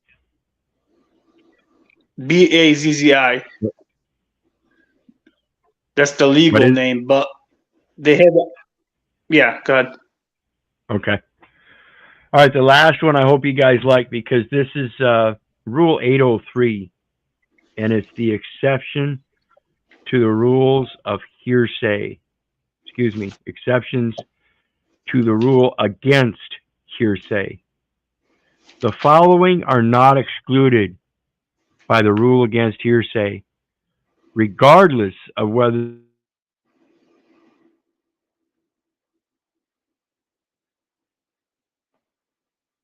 statement, and does not have to be testimonial on the stand.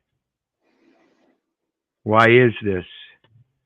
Because in equity, you don't go on the stand. In equity, it's private communications. In equity, it's in personam. One is present sense impression, a statement describing or explaining an event or condition made while or immediately after the declarant perceived it. This is what we talk about when we talk about living in the now. I don't live based upon ifs, and I don't live on past experiences. I use them as a learning tool so I can change my behaviors and get better results. Number two, excited utterance. Utterance being a specific term, a statement relating to a startling event or condition made while the declarant was under the stress of excitement that it caused. So when mom was bearing her labor pains and giving birth, and that man was discharged of her waters, and she cried, "Hallelujah! God has gifted us with a son, a legacy heir." Hallelujah. Number 16. Statements in ancient documents. Would that be scriptures? Or maybe mom and dad made a statement when you were born. Or maybe you could make a statement about when you were born. Remember that? Okay. Remember that? That was number one. Present self or present sense impression, a statement describing or explaining an event or condition made while or immediately after the declarant perceived it. So I could make a present sense impression of something ancient, such as the scripture Jeremiah 1:5. Before I formed thee in the belly, I knew thee. So what else do you need to hear that I need to say? Is that hearsay?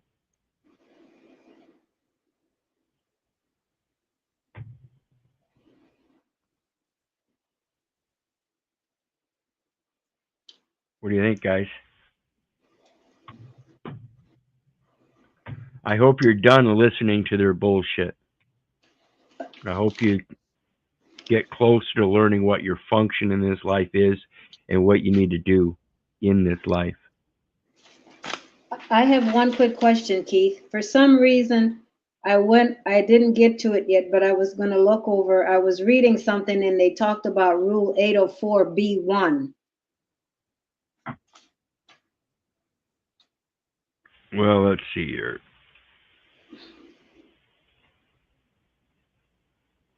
I think it's related to Rule 60 in some kind of a way, a fashion. Well, it's related to what we just read about if the declarant is unavailable. Hearsay Okay. exceptions, declarant unavailable. B says the exceptions. The following are not included or excluded by the rule against hearsay if the declarant is unavailable as a witness. The following are not excluded by the rule against hearsay if the declarant is unavailable as a witness. Former testimony, testimony that was given as a witness at a trial, hearing, or lawful deposition, whether given during the current proceeding or a different one, and is now offered against a party who had, or in a civil case, whose predecessor in interest had, an opportunity and similar motive to develop it by direct, cross, or redirect examination.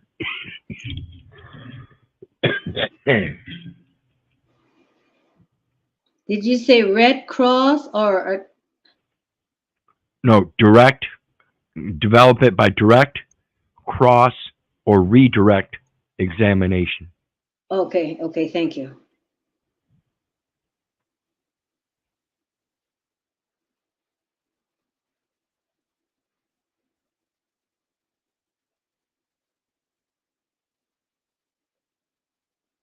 Sarah's getting bombed the heck out of tonight, aren't you, brother? Keep knocking you out. My internet's doing the same thing. All right. Let's see here. Yes, La India Maria puts 15 U.S.C. 1, one of my favorite codes. Trust, etc., in restraint of trade illegal with penalty. Yeah, he must be having a hard time. Well, we'll hope you can come back again next time, Tarek. We're about to close down here, but I guess it all depends on what the rest of the guys want to do here. If you got questions and stuff, please put them forth. This is what I wanted to show. So at the end of the court hearing the other day, I didn't sign anything, and she hands me, or the bailiff hands me, this piece of paper here. As you can see, there's no signature at the bottom, but they expect me to go to this court hearing. Well, there's a signature there. No, that's the judge's. That's the witness. Clerk bailiff. Did you know the bailiff is the surety? Yeah, it's the clerk bailiff. That's the clerk bailiff signature, not mine. Yeah, that's the surety. Who's the first signature? There's two signatures on that document, right? No, it says defendant Oh, there's witness. a date. There's a date up there. Okay, and then it says clerk bailiff. Okay, yeah, that's the surety. Let me.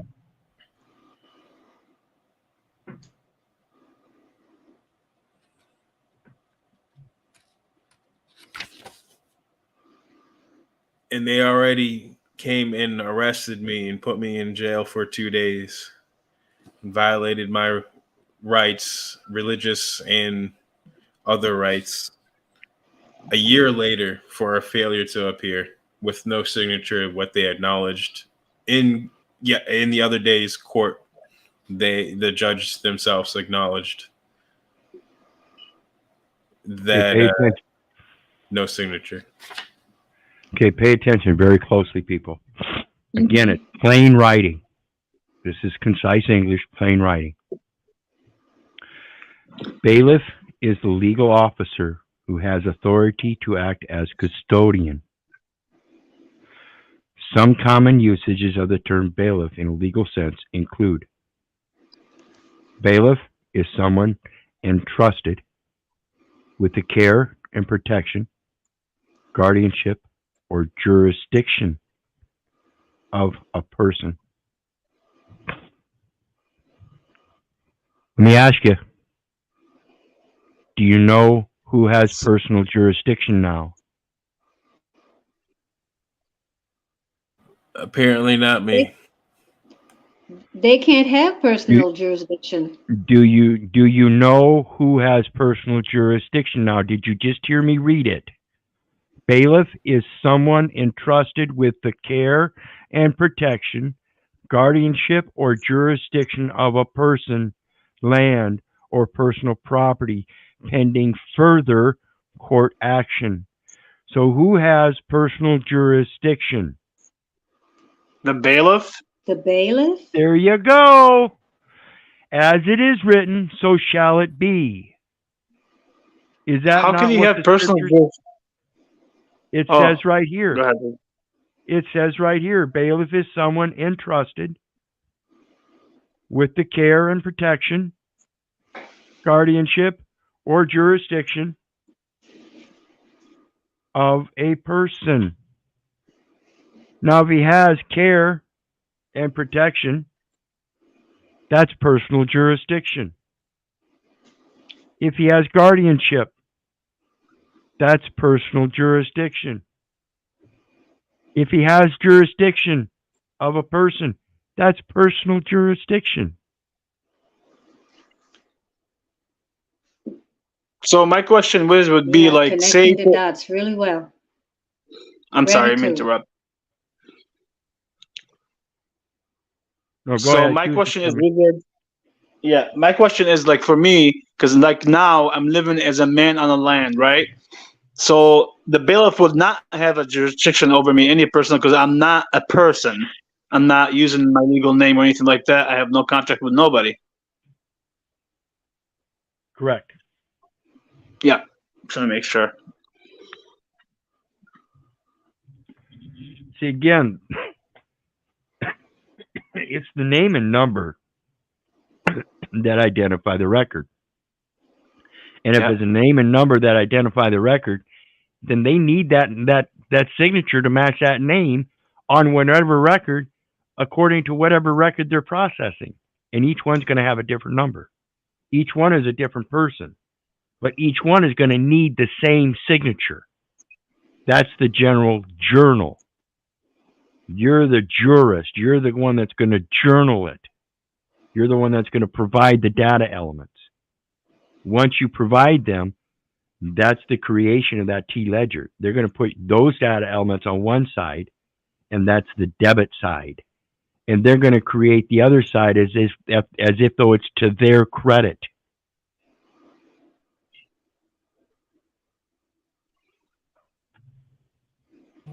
So I'm pretty much fucked, is what you're saying. No. No. Listen. If they admit in, on, and for a record that's in their possession, and how will you know it's in their possession? It's LIIX, Cornell Law School, for crying out loud. So you give it to them. Hey, I comprehend that the meaning of bailiff here, and as I hand him these documents, and he is in fact in custody and is supposed to care and protect for those documents, he does have personal jurisdiction. So why are you charging me? If he's the one holding the record, if he's the one with the person, why are you charging me? See, that's why you're not supposed to have that ID. You act as the bailiff. You are acting as a carer and protector and custodian for personal jurisdiction by having that thing in your wallet. You are the bailiff. Therefore, you must provide bail. You must be providing the bailee documents. Yep. And you That know, makes Keith, sense. I was just reading today, I was reading something, it was talking about the federal zone. It's a document, I forgot how many pages it was. And they were saying if an officer is wearing a badge, that badge is somehow the connection to that badge, it's tied to the what do you call it? The possession, this when they call it the insular possession of Puerto Rico. The badge really? that they wear. Yes, I was just hearing. Insular possession of Puerto Rico. Now, Puerto Rico is where the birth certificates go through, and that is an admiralty port of coast. That's Well, a Coast Guard regulation. Coast Guard regulates all inland law enforcement. I'm going to bring up that information and read it because that's where they said they were talking about the badge. I don't know if they were talking about the issuance of the badge or them wearing that badge. For some reason, it's tied to Puerto Rico. Yeah, in some it's a sense. Coast Guard issue. It's a Coast Guard issue, and what we have is privateers on the land. They're admiralty officers on the land. Yep. Okay, And what okay. they're doing is they're capturing prizes, and this is privateering. They're going against the private people as if though they are vessels of the United States, which is So what they're their true pirates. authority is for. Their authority is for corporate enforcement. Those are vessels of the United States. But when you hold that ID in your wallet, you are acting as a corporate official, a chief executive officer. How do we know that? You're executing everything that they give you by signing the documents. You're the executioner. Yep. Mm. And I gotta say So, something with it. one question quick. I don't want to take up your question time, but if they're trying to encourage you to sign a document and you refuse to sign the document and they write on the document itself, refuse to sign, that means any signature on any further document within their system is considered a forgery, correct? I don't know how they consider it, but that's what I would consider it because they know full and well I refuse to sign anymore. That's been my ultimatum since 7 years. You want a signature from me? It's not going to be what you expect. It's going to be a qualified statement without recourse, without prejudice, by benefactor to the beneficiary. It's not going to have a name. That's So, not the Wizard, purpose. I got a question. I'm sorry, I didn't mean to interrupt you, but like in terms of the signing, even though like I don't sign anything anymore, zero. But I think Paul brought up something saying if you put NA, that means it excludes you automatically of not signing anything. Is that kind of like the same thing as not signing? But Yeah, NA, yep, yep, not applicable. yep. Okay. So yeah, just to let you know, is that Iman? Am I saying your name right? I don't know if I am or not, but Wizard, like, since for me, because I don't carry anything on me, I don't have no license, I have nothing on me. It's like anytime I travel, I have not been stopped at all, zero. It's been going on 5 months now. And even if they do stop me, they're not going to get nothing because I'm not going to give them anything but my given name, and This is that's a it. good time for me to have some meditation time while I'm into my reading. Everything connects really well. Awesome, awesome. I'm glad somebody's connecting dots. So, But question. I understand it is tough. So keep asking questions. Go ahead, Moose. So how does Daniel regain jurisdiction of himself? Or did I just miss the answer? That's what I was waiting to ask, Moose. Thank you. One's got to be able to express that they have no remedy at law, that the statutory laws are a cloak for fraud. Equity does not allow a statute to be used as a cloak for fraud. The cloak is that investment, like I said. You're being considered as an investment firm of some sort in the court registry investment system. That's the only way they can pass on taxes, duties, imposts, and excises is to have a communication from Congress. Now, if you haven't had a communication from Congress, but you're carrying around a 14th Amendment identification that says you're an officer of those courts, then maybe you ought to communicate with Congress. Say, hey, man, something's wrong here. There's an error in the records. I've never spoken to any of you before. Where is your authority? This is the quo warranto. Remember, let me read it again. Let me change my background here. Get my book.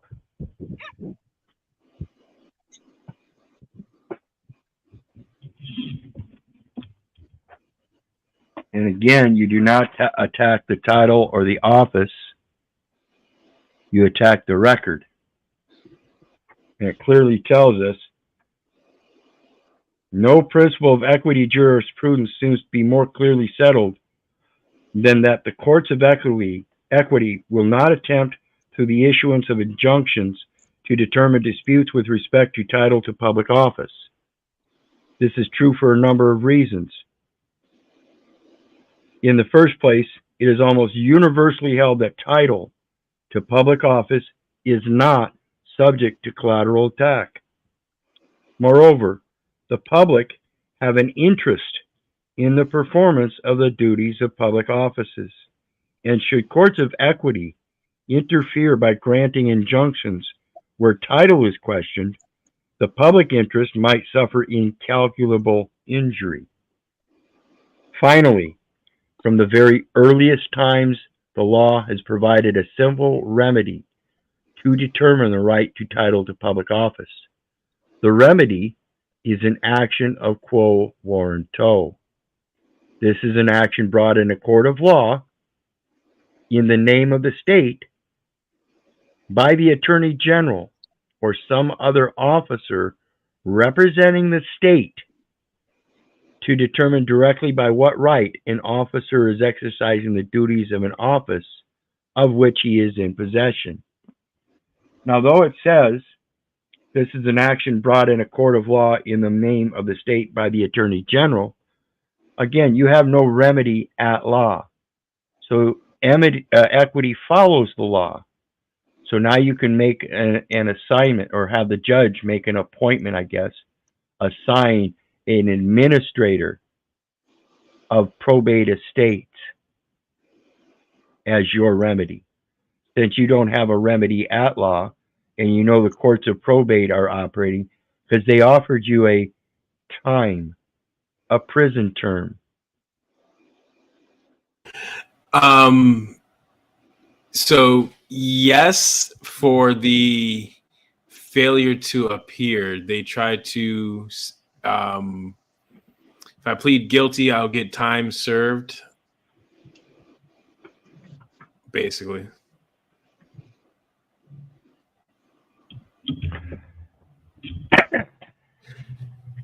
And if you plead not guilty, the sentence could be found at trial by jury or by bench, by judge, that you would be found guilty. Then there would be a added sentence that they could give you time served of 2 days and 30 days suspended on probation or something like that. See, and there was 30. She said 30 days suspended, and no one explained to me what 30 days. What I asked what was being suspended, and she didn't say. Probably driving, right? I don't know. They didn't say what was suspended. That's the only thing. In my previous history, when they suspended me for anything in the past, believe me, and I've been stopped many. Can't remember how many times. It was always related to the driving. And what do you do? What do you do when you enter data elements into a system where they're using drivers? You got to convert it, right? The importing, the exporting of information or communication.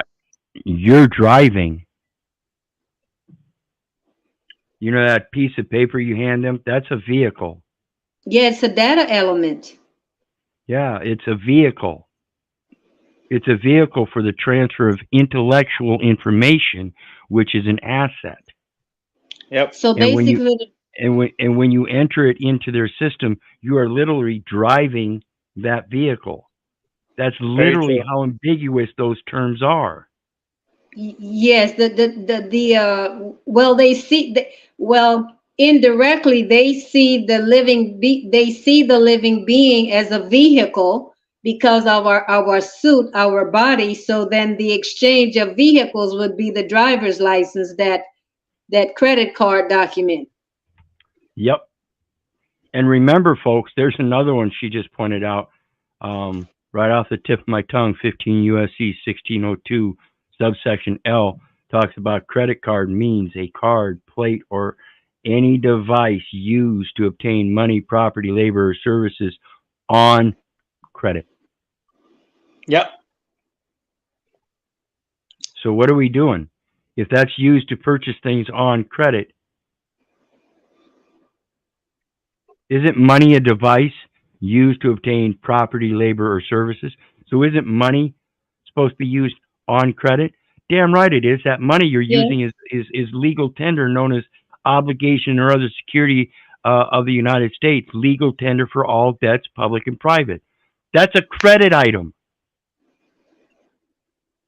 And that also Yes, counts it as is an a credit instrument. item, and the I think under I'm not sure. I think it is I think it's 15 USC 1431. It says the banks, they are obligated, or they have the obligation to pay the interest. Yes, the central bank system is supposed to pay the interest on it. United States is supposed to receive the interest on it.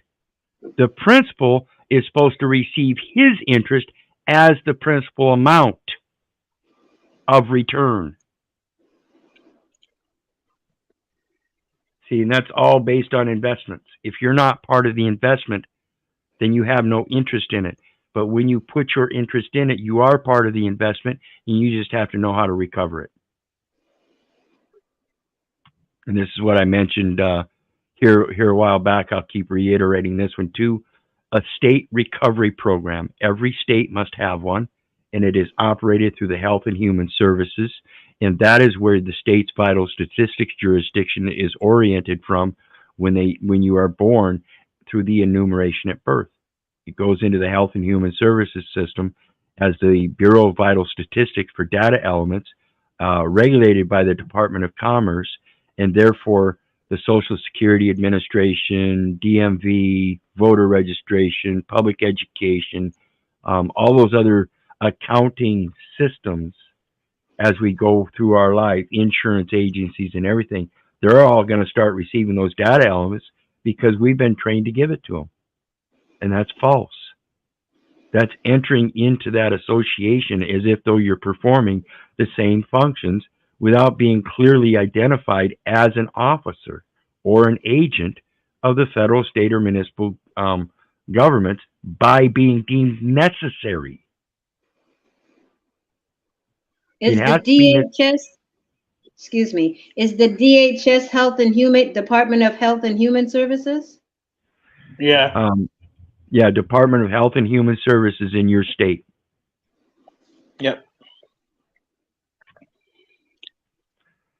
Jen down here says El Perro clarifications received this AM. If courts are banks, filings initiated by anyone, man, woman, natural, legal person, would be as if, in other words, quasi opening a bank account. I don't know if it would be opening a bank account, but it would be opening an account. Mhm. Again, every case that is filed into a court is a new case. So it's got a new accounting number.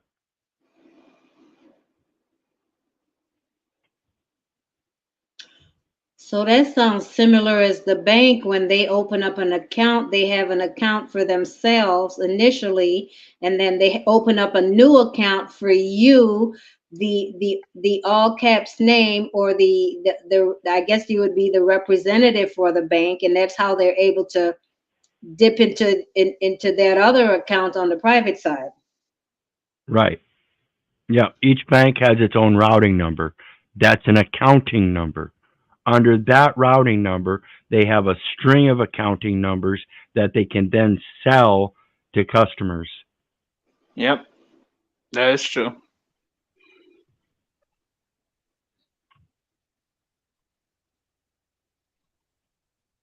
All right. Well, I think that's about all I've got for tonight, unless you guys got anything more. Yeah. The basics of it, Danielle, is that they're holding you as if though you're subject to their jurisdiction under commercial codes that can't possibly apply unless you are an officer of those courts. This is that 14th Amendment citizen. This is how ambiguous it gets, and it's actually claiming, in the most simple terms, that you are performing the functions of public office, which is a tax item. Laying, collecting taxes, duties, and imposts and excises. And remember, folks, if you're laying, collecting, and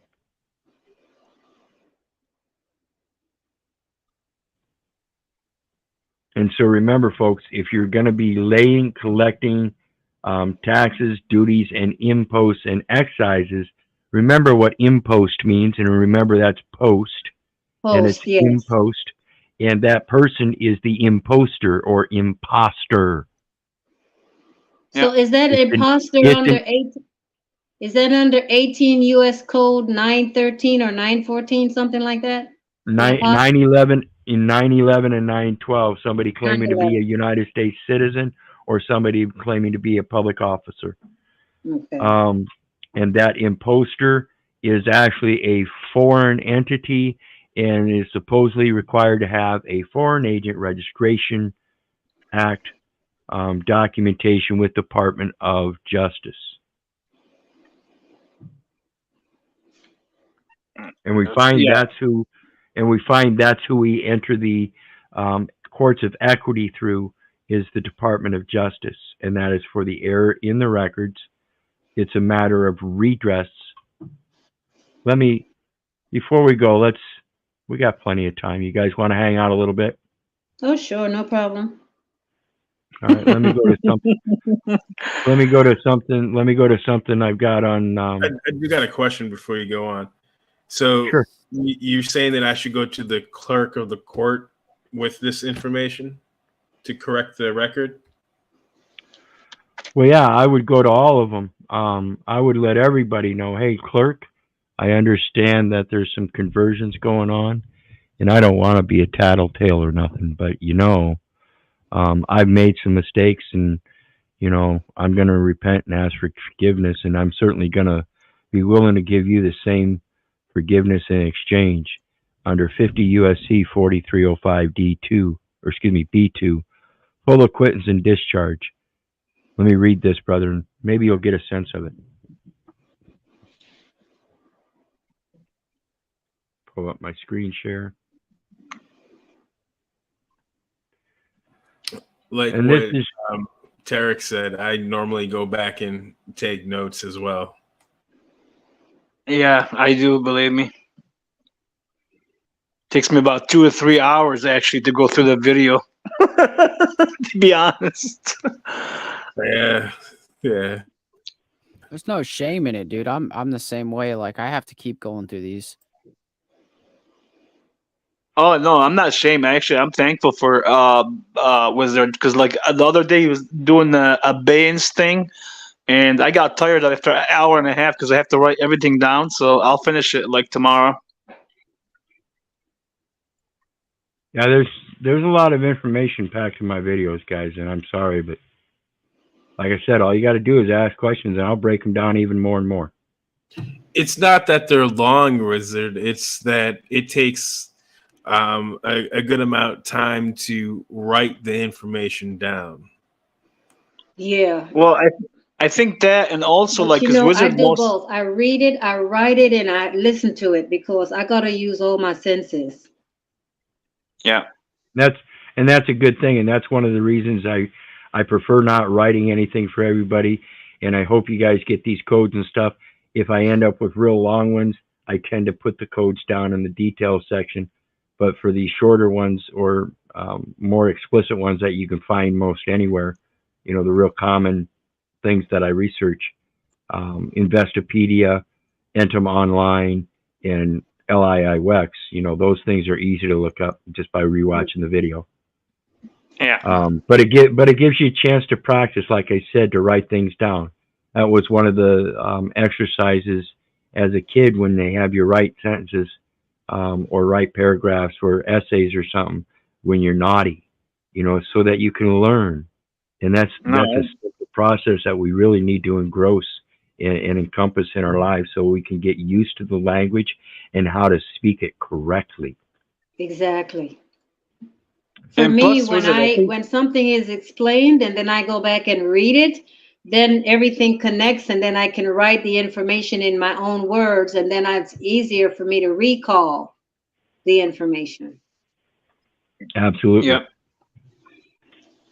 Okay, so let's start here. It says, and this is just this is a work in progress. I'm still building it. It's a matter of equitable relief, equitable interest, equitable estoppel, equity jurisdiction. A work in progress to ingress and egress with him. You know who him is. No priory, meaning that which came before. Communication with Congress. Ingress, egress, Congress. Not an imposter. Extrajudicial in camera quo warranto for abeyance in quia temet as amicus curiae in quitam, coming as settler eratum in review. So extrajudicial means out of your judicial reach. It's not for you to decide. In camera means private. Quo warranto, which is what we just read out of that little book, is by what authority? For abeyance, and that's withholding. And then in quia temet is in fear of future harm as a friend of the court in quitam, in the name of the United States. Coming as settler, eratum, the one that's in air. I'm here to settle things. In review, because I reviewed the record. It's not a contest of title or office, again, as that book explained, but rather a context of nexus. A fortiori priori, a greater truth that came before. This is at Jeremiah 1:5, before I was formed in the belly, he knew me. And it's to make all parties whole.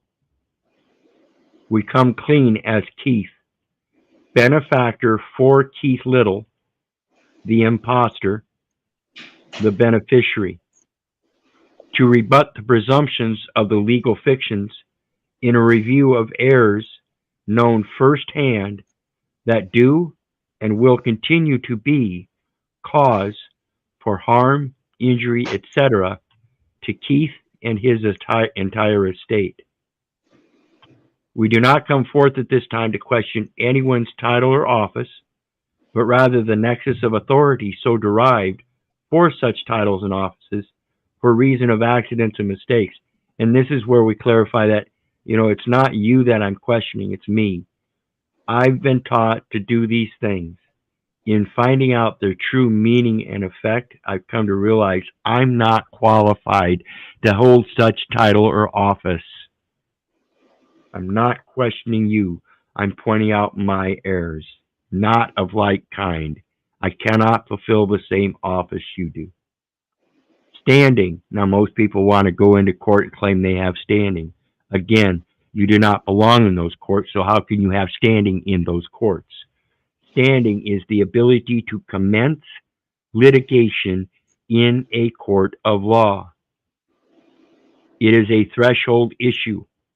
A court must determine whether a litigant has the legal capacity to pursue claims before the court can adjudicate the dispute.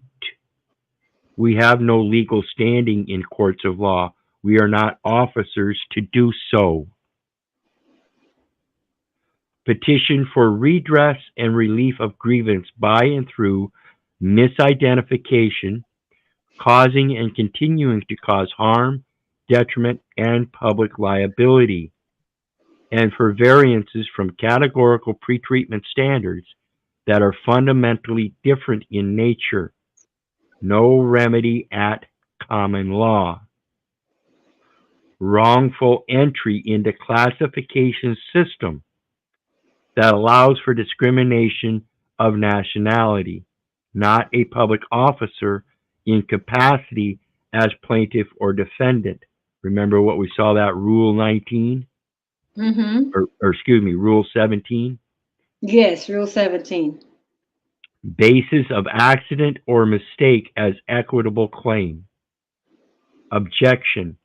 Not subject of judicial determinations for variances from categorical pretreatment determinations that are fundamentally different in nature.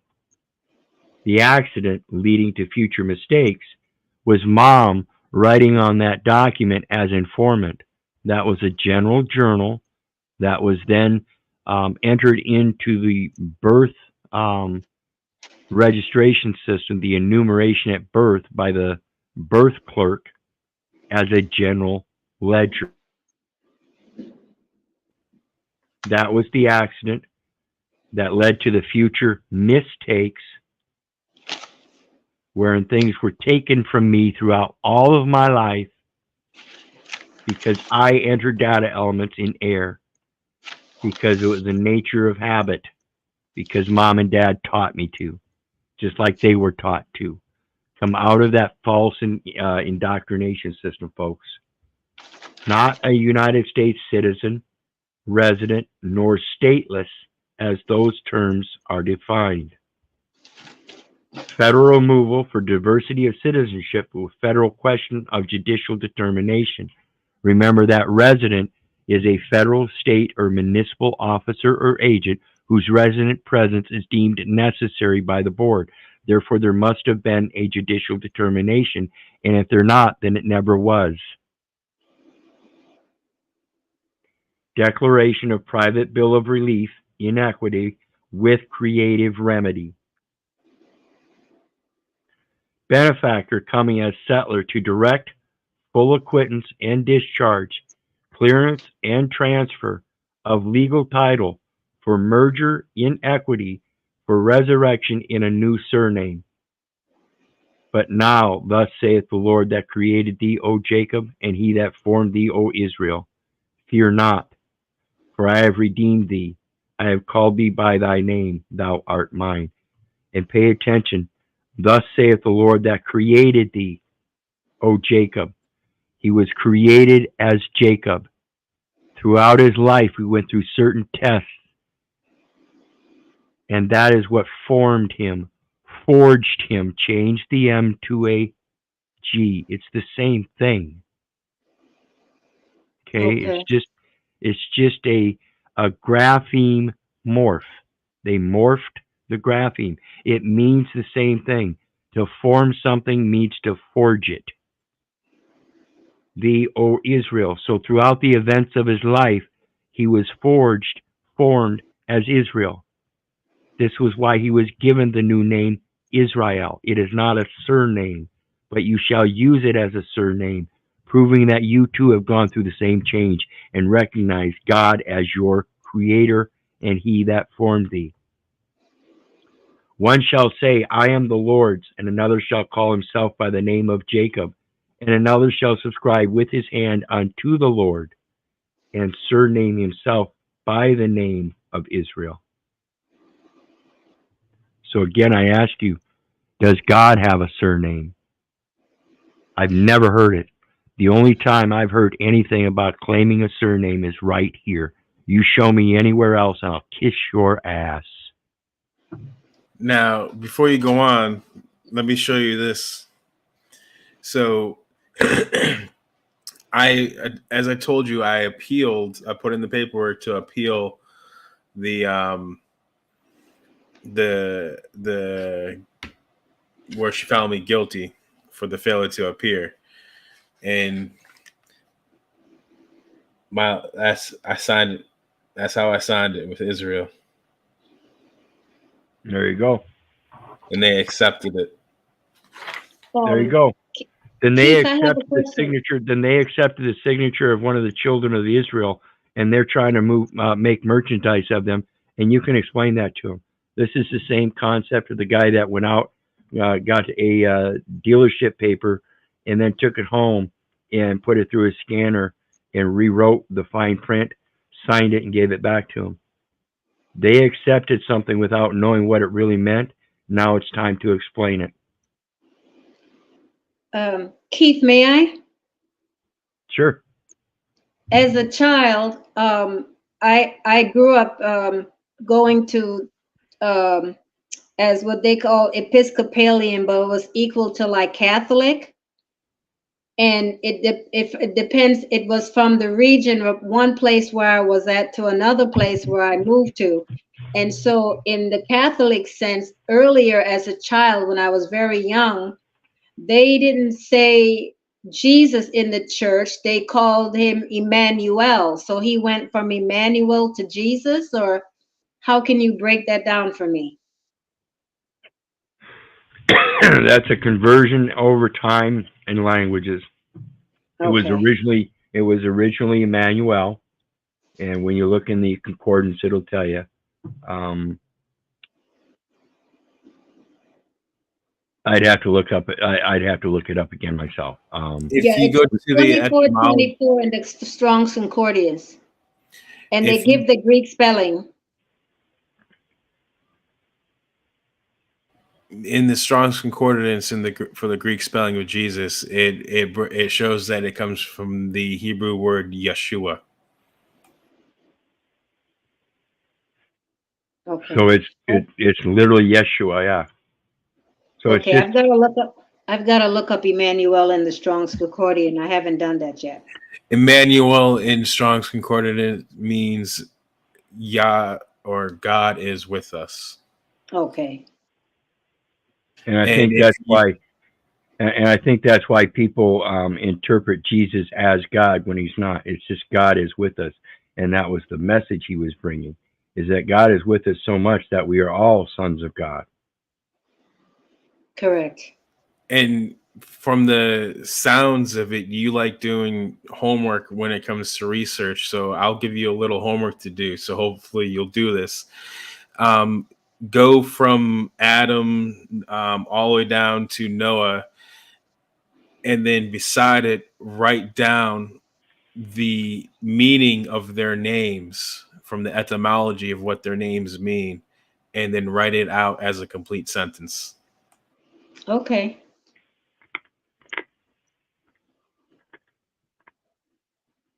Yeah, that's the same with Jacob and the 12 sons. You write down Jacob's the 12 names of Jacob's sons in order and the meanings, and you will find out it's a demand for the birthright. And then while we're on this subject, the thing about the 12 tribes, the 12 shades of man. This is because the 12 sons of Israel came out in different shades because he had two separate wives. And of course, the children are going to come different shades. I don't have the exact same shade as my daughter, and my sisters don't have the exact same shades as me. My brother doesn't. We all come out slightly different shades. And so when Yeah. you have a man that has two wives, one wife and a concubine, and has multiple children with them, you're going to have multiple shades of children, and that's the only difference. At the same time, though, we got to remember Jacob himself was the smooth-skinned man, and Esau was the melanated man of red. And this is indicative of hypertrichosis, where he had fur all over his body. He was a red man, and they distinctly talked about fur all over his body. Exactly. Now, This if is you look why at the word, this is why the community and Mhm. even his own mother rejected him for the birthright, and Jacob was to supplant him because Yes. he was a rejected person, and even God rejected him because he was much like a man horn. Now, if you look up the word thesaurus, right in there, you're going to see Esau. Right, and thesaurus literally means treasury. I spoke about the difference between dictionary and thesaurus earlier. That's your treasury. It's knowing all the synonyms so that you can get back down to a basic language. When you realize all the synonyms of the meanings, you get down to the language of the meanings, which is what Jesus was talking about with the parables. He was giving you examples through the meanings. Why you got to talk about me like that, Wizard? Telling me I'm rejected and all this.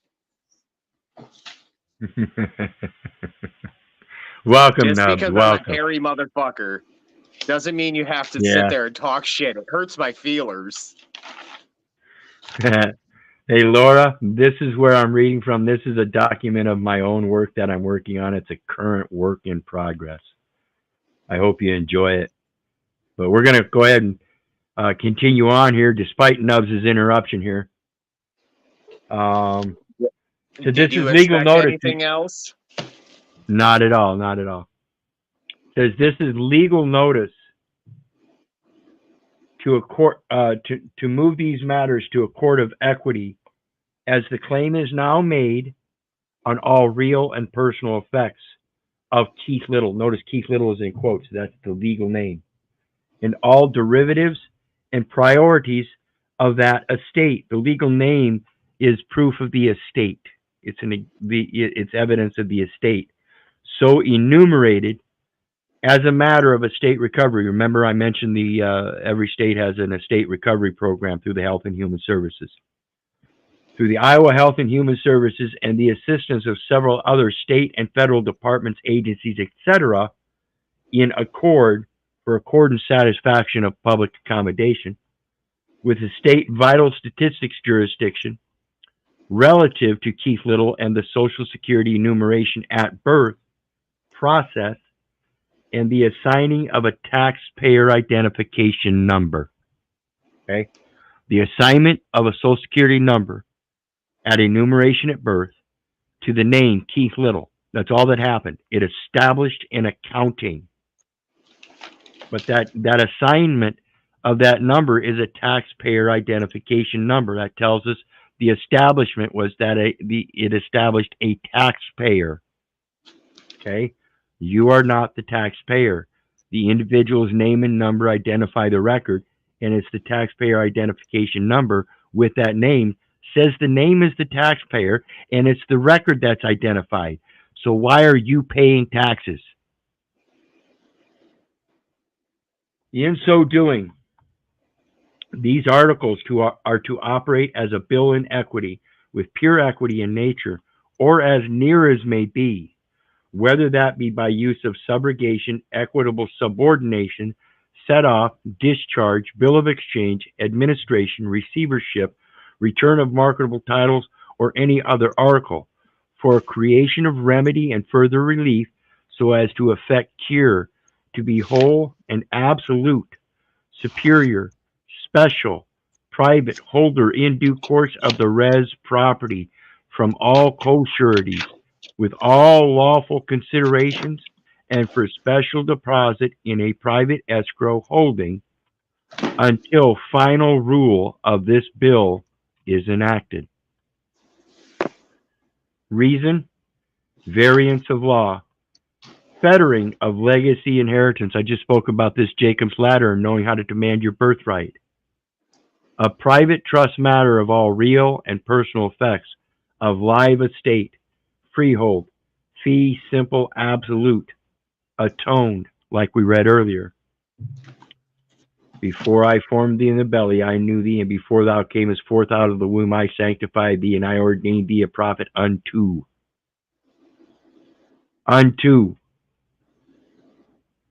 So before anything was enumerated at birth, I was born a prophet unto the nations. But as soon as that happened, they had mom signing documentation, conferring a nationality, destroying the spirituality of the very breath I just got done taking. Mm-hmm. He commanded, and it was done. He spake, and it stood fast. It is his will that I constantly affirm that he who hath believed in God be careful to maintain good works as we share our daily bread. The thing that hath been, it is that which shall be, and that which is done is that which shall be done. There is nothing new under the sun. One post shall run to meet another, and one messenger to meet another, to shew the king of Babylon that the city is taken at the other end. It's time to quit babbling, folks. When you're going to post something, it is a post, and you are the poster. You are not the imposter, okay? Do not do it through person. Do it from your heart with the true feelings and the true words. Jesus answered and said unto them, though I bear record of myself, yet my record is true. For I know whence I came and whither I go. Ingress and egress as we congress together. But ye cannot tell whence I come and whither I go. That record is not me. Okay? Ye judge after the flesh, I judge no man. And yet if I judge, my judgment is true, for I am not alone. I am at one, but I and the Father that sent me. It is also written in your law that the testimony of two men is true, and so we speak boldly as we ought to. I am one that bear witness of myself, and the Father that sent me beareth witness of me. They said unto him, Where is thy Father? Jesus answered, Ye neither know me nor my Father. If ye had known me, ye should have known my Father also. This is reference to the image and likeness. Can't you see it in my face? See, we're all God's children. These words spake Jesus in the treasury. Remember that thesaurus? Thesaurus literally means treasury. As he taught in the temple, and no man laid hands on him, for his hour was not yet come. God had not called him. No man calls me. Like I said, I can't wait till God calls me. Let every soul be subject unto the higher powers, for there is no power but of God. The powers that be are ordained of God. Those are your powers, is to be a prophet unto the nations. And as soon as they sign you over as a person, you tend to be losing those powers because they indoctrinate you as such. When you unlearn everything they've taught you and relearn everything, you gain that power back. Whosoever, therefore, this is Romans 13, 1 through 8. Whosoever, therefore, resisteth the power, resisteth the ordinance of God. And they that resist shall receive to themselves damnation. For rulers are not a terror to good works, but to evil. Wilt thou then not be afraid of the power? Do that which is good, and thou shalt have praise of the same. My mother told me this in a different way all the time. She said, Keith, you know, if you just do the right thing, things have a funny way of working out. For he is the minister of God to thee for good. But if thou do that which is evil, be afraid. For he beareth not the sword in vain, for he is the minister of God, a revenger to execute wrath upon him that do evil. Wherefore ye must needs be subject, not only for wrath, but also for conscience sake. Very important term right here. You have to be conscious. You have to be awake. You have to be aware. And if you're not aware of the holy presence, there's something fucking wrong with your sight and your hearing. Excuse my outburst. Oh, it's good. It's okay. For this, That's totally true. for this cause pay ye tribute also, for they are God's ministers, attending continually upon this very thing. This is why we hold them to God's word, because that is the only way you can be God's ministers, is by ministering God's words and not the state statutes, nor the common law, constitutional amendments and such. Those are only things you need to use on your way to equity to show them the path. Render therefore to all their dues, tribute to whom tribute is due, custom to whom custom, fear to whom fear, honor to whom honor. Owe no man anything but to love one another, for he that loveth another hath fulfilled the law. This is a faithful saying, and these things I will that thou affirm constantly, that they which have believed in God might be careful to maintain good works. These things are good and profitable unto men. That's Titus 3:8. Under 26 U.S. Code 1014, basis of property acquired from a decedent, and know that a beneficiary may collapse, terminate, revoke a trust, and we're going to see that here. B2, property acquired from the decedent. For purposes of section or subsection A, the following property shall be considered: to have been acquired from, or to have passed from, the decedent. Not you, but the decedent. property transferred by the decedent during his lifetime in trust to pay the income for life to or on the order or direction of the decedent, with the right reserved to the decedent at all times before his death to revoke the trust. Under Scott versus McNeil, we see this reiterated in different terms, where it says a court of probate in the exercise of its jurisdiction over the probate of wills and the administration of estates of deceased persons has no jurisdiction to appoint an administrator of the estate of a living person, and its orders, made after public notice, appointing an administrator of the estate of a person who is in fact alive, although he has been absent and not heard from for 7 years, and licensing the administrator to sell his land for payment of his debts are void, and the purchaser at the sale takes no title as against him, reserved to the decedent at all times before his death to revoke the trust. And if that property, as the administrator, sell his land for payment of debts through that trust, they are void. They cannot collect on debts of a decedent estate until the living man has passed on. Coming as settler, it is directed. Remember, it's a direction. Direction.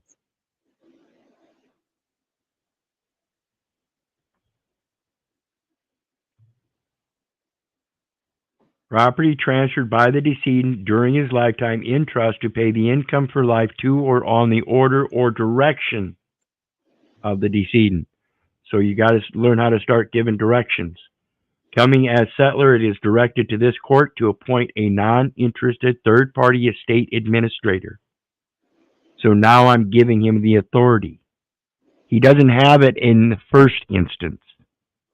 But now as a settler, I can have him appoint a non-interested third-party estate administrator in the interest of the United States and for the account of the United States, because there might be detrimental injury and harm to the budget if this court keeps going at it and charging it.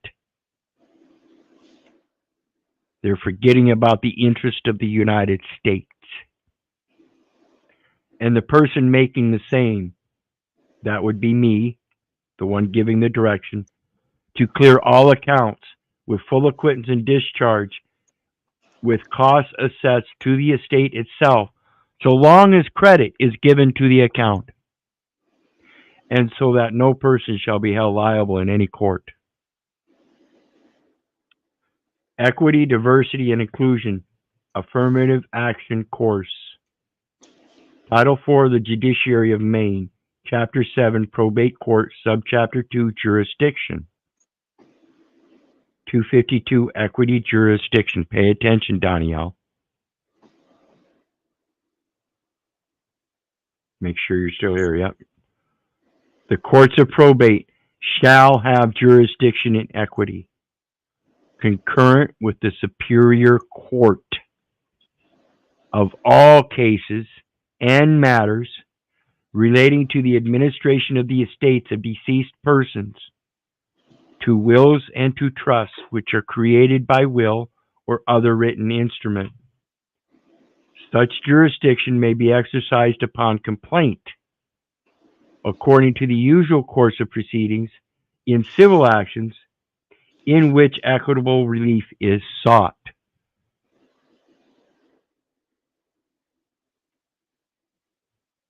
You see that? You understand that? Can you explain the last sentence?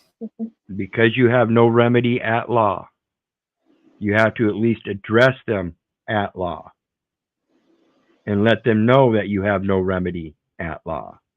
And the reason you have no remedy at law is because they don't have jurisdiction over a person who's in fact alive.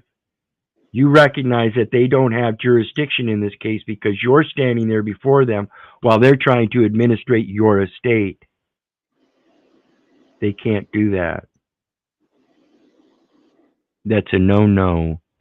That's executor daison tort. That is the tort. Okay? And since you have no remedy at common law, you have to give him legal notice. The legal notice is not to affront his office or his title, but to let him know that you've entered data elements in error. It was an accident, and it led to all of these mistakes. You are mistaken, Your Honor. You are mistaking. I know you are mistaking because it was my accident of entering these data elements upon continuous and repeated exposure to the same conditions that placed public liability where I, as the insured, never expected nor intended. Have to clear up that intent. You cannot attack their title or office. And let them know that the previous licensing administrator that did all these transactions, they're void. And the purchaser at sale takes no title as against him. You retain those titles. And now it's time to clear and settle them.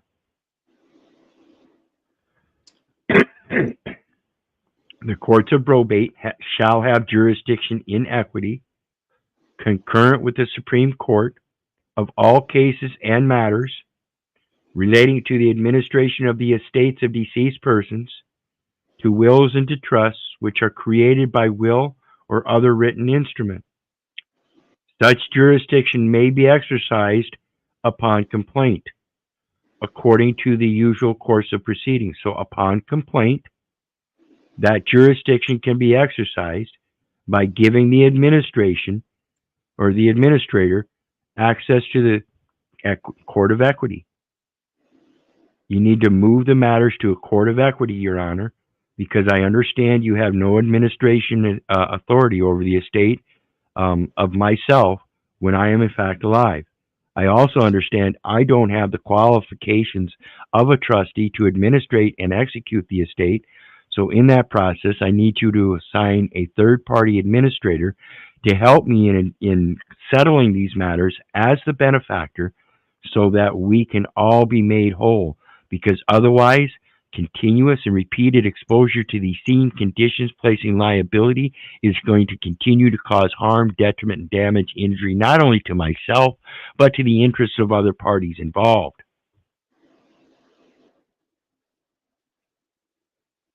Does that make sense? Yes. Also note Saunders versus Vaudier. Remember I spoke about age of majority earlier in the stream. Quick reference summary. A rule under which the beneficiaries of a trust, if of full age, sound mind, be between them wholly entitled to the trust, property, and in agreement, may direct the trustees to end the trust and transfer the trust property to themselves as beneficiaries absolute. Be simple, absolute. Remember our discussion about abeyance a couple nights ago. It is named after the case Saunders versus Vaudier, 1841. Fee simple, absolute in abeyance. There's a link there we can follow too. The doctrine of exemption, frustration, force majeure is very important in the area of contract and commercial law. It is a doctrine deeply rooted in fairness, equity, and allows a party to be excused from performing an obligation in contract because we're not qualified. We're not a qualified trustee.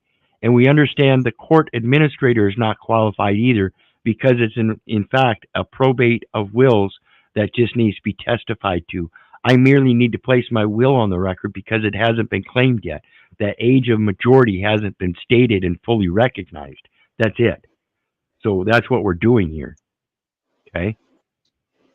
And if at the conclusion of the contract an inhibition beyond the foreseeable control of the parties happens to render the performance of the contract impossible, I am not a resident, as that term is defined either by the state of Iowa. Resident determination means income purposes. Resident determination is for income purposes, income tax purposes. Federal regulation says no person shall reside within the state, federal, or municipal zone no person shall reside within the zone except federal, state, or municipal officers or agents whose resident presence is deemed necessary by the board. It's never been deemed necessary. I've always been volunteering. See my statement of separation, which I've gotten the public notice on my website as well.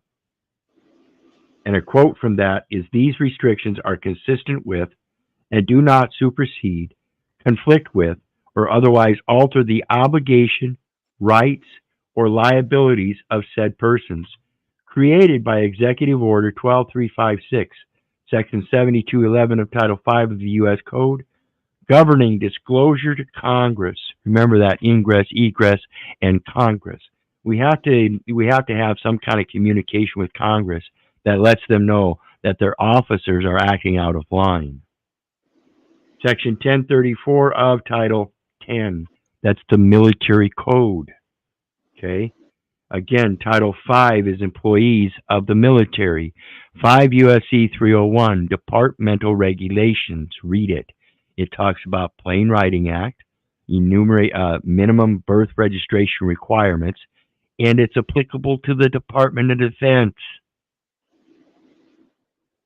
If all of those records are applicable to the Department of Defense, and that's under 5 U.S.C. 552 employees, then the employees are part of the Department of Defense.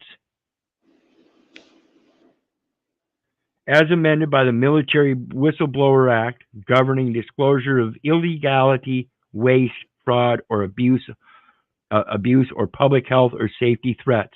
And it's what it is the waste. Remember we talked about the Paperwork Reduction Act? It's waste of paper. It's waste of paper.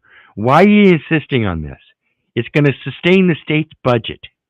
Okay? The information is already there electronically. All we have to do is correct it. The correction means we have to review it. In reviewing it, we find out certain data elements aren't supposed to be there. So when we pull those data elements by declassification, guess what? Things start getting expunged. The Intelligence Identity Protection Act of 1982, 50 U.S. Code 421 et sequential, governing disclosures that could expose confidential government agents. And the statutes that protect against disclosures that may compromise the national security, including but not limited to Sections 641, 793, 794, 798, and 952 of Title 18 of the U.S. Code, and Section 4B of the Subversive Activities Act of 1950, 50 U.S. Code 783B, and many others. The definitions, requirements, obligations, rights, sanctions, and liabilities created by said executive order and listed statutes are incorporated into this agreement and are controlling. Note, custom declaration for invention. Invent your own new name. Watch this, folks.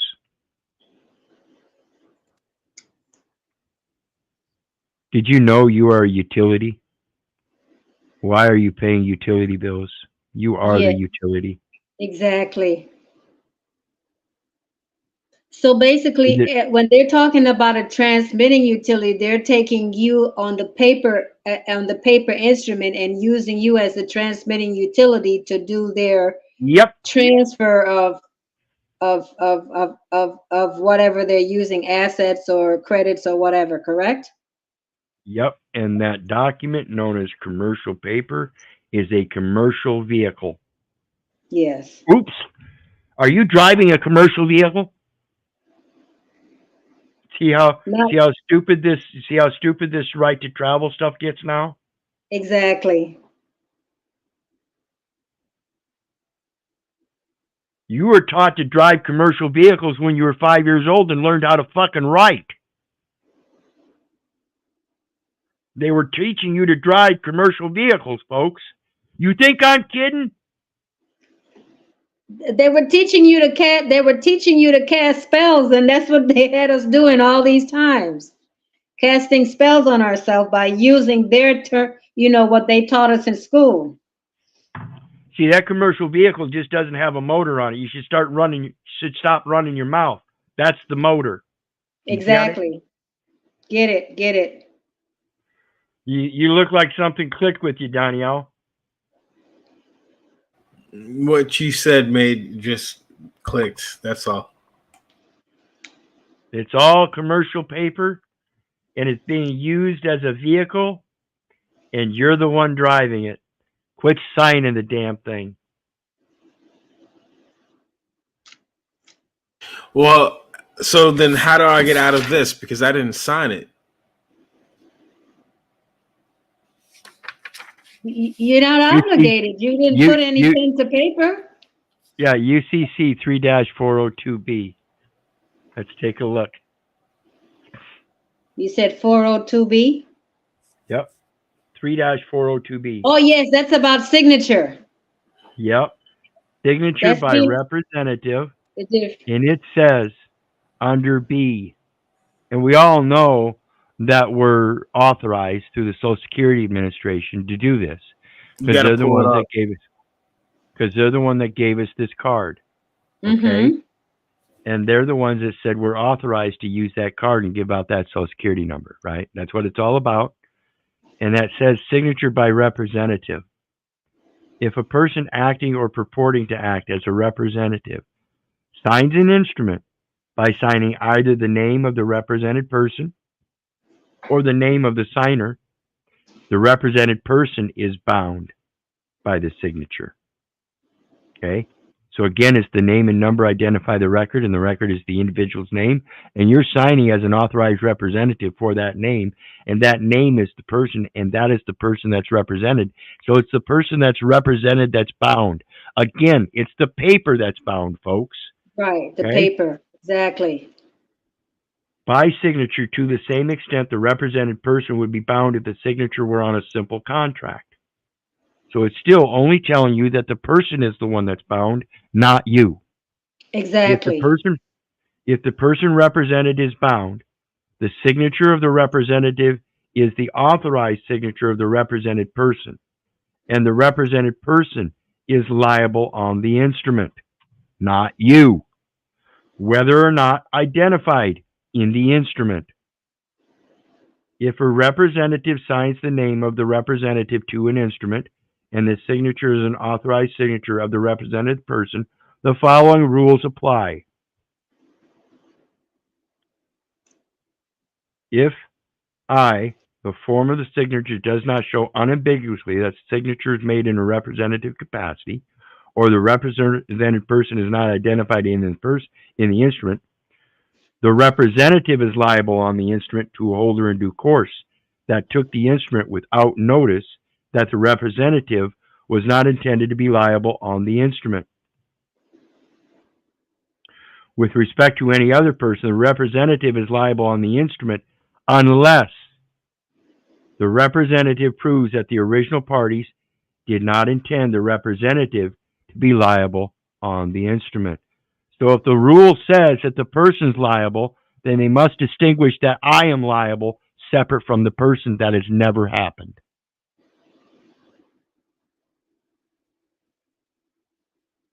If the form of the signature shows unambiguously that the signature is made on behalf of the represented person who is identified in the instrument, the representative is not liable on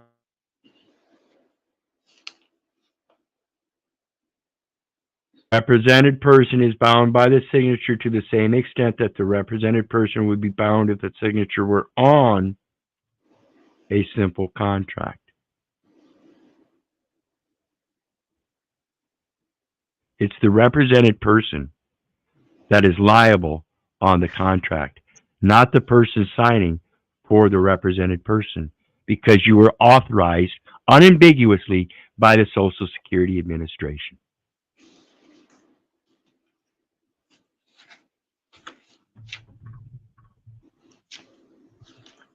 So ask the court how they're holding you liable with or without a signature. Exactly. Because even with a signature that you are clearly authorized unambiguously to give, you are therefore not liable on the instrument for the person named in the instrument. It still remains the person in the instrument that is liable on the instrument, as it states. Right. They're using prepositional terms like in and on, and that's how they get you.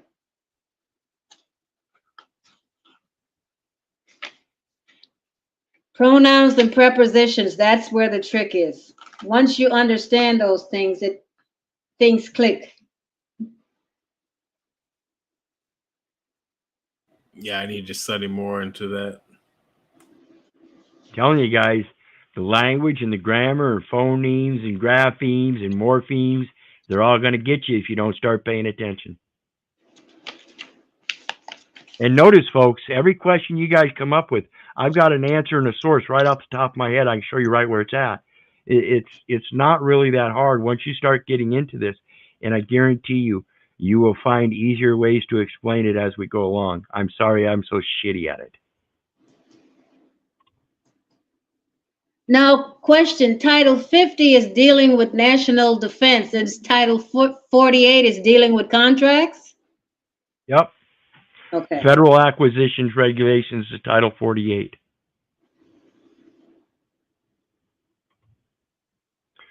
All right. Well, if that's all we got tonight, I want to let everybody tell everybody thank you for joining me. I appreciate all your support. There are PayPal links, or there's a PayPal link down below for anybody who wants to share some love. I would most certainly appreciate it. Would certainly help this time of the year. It's really tight.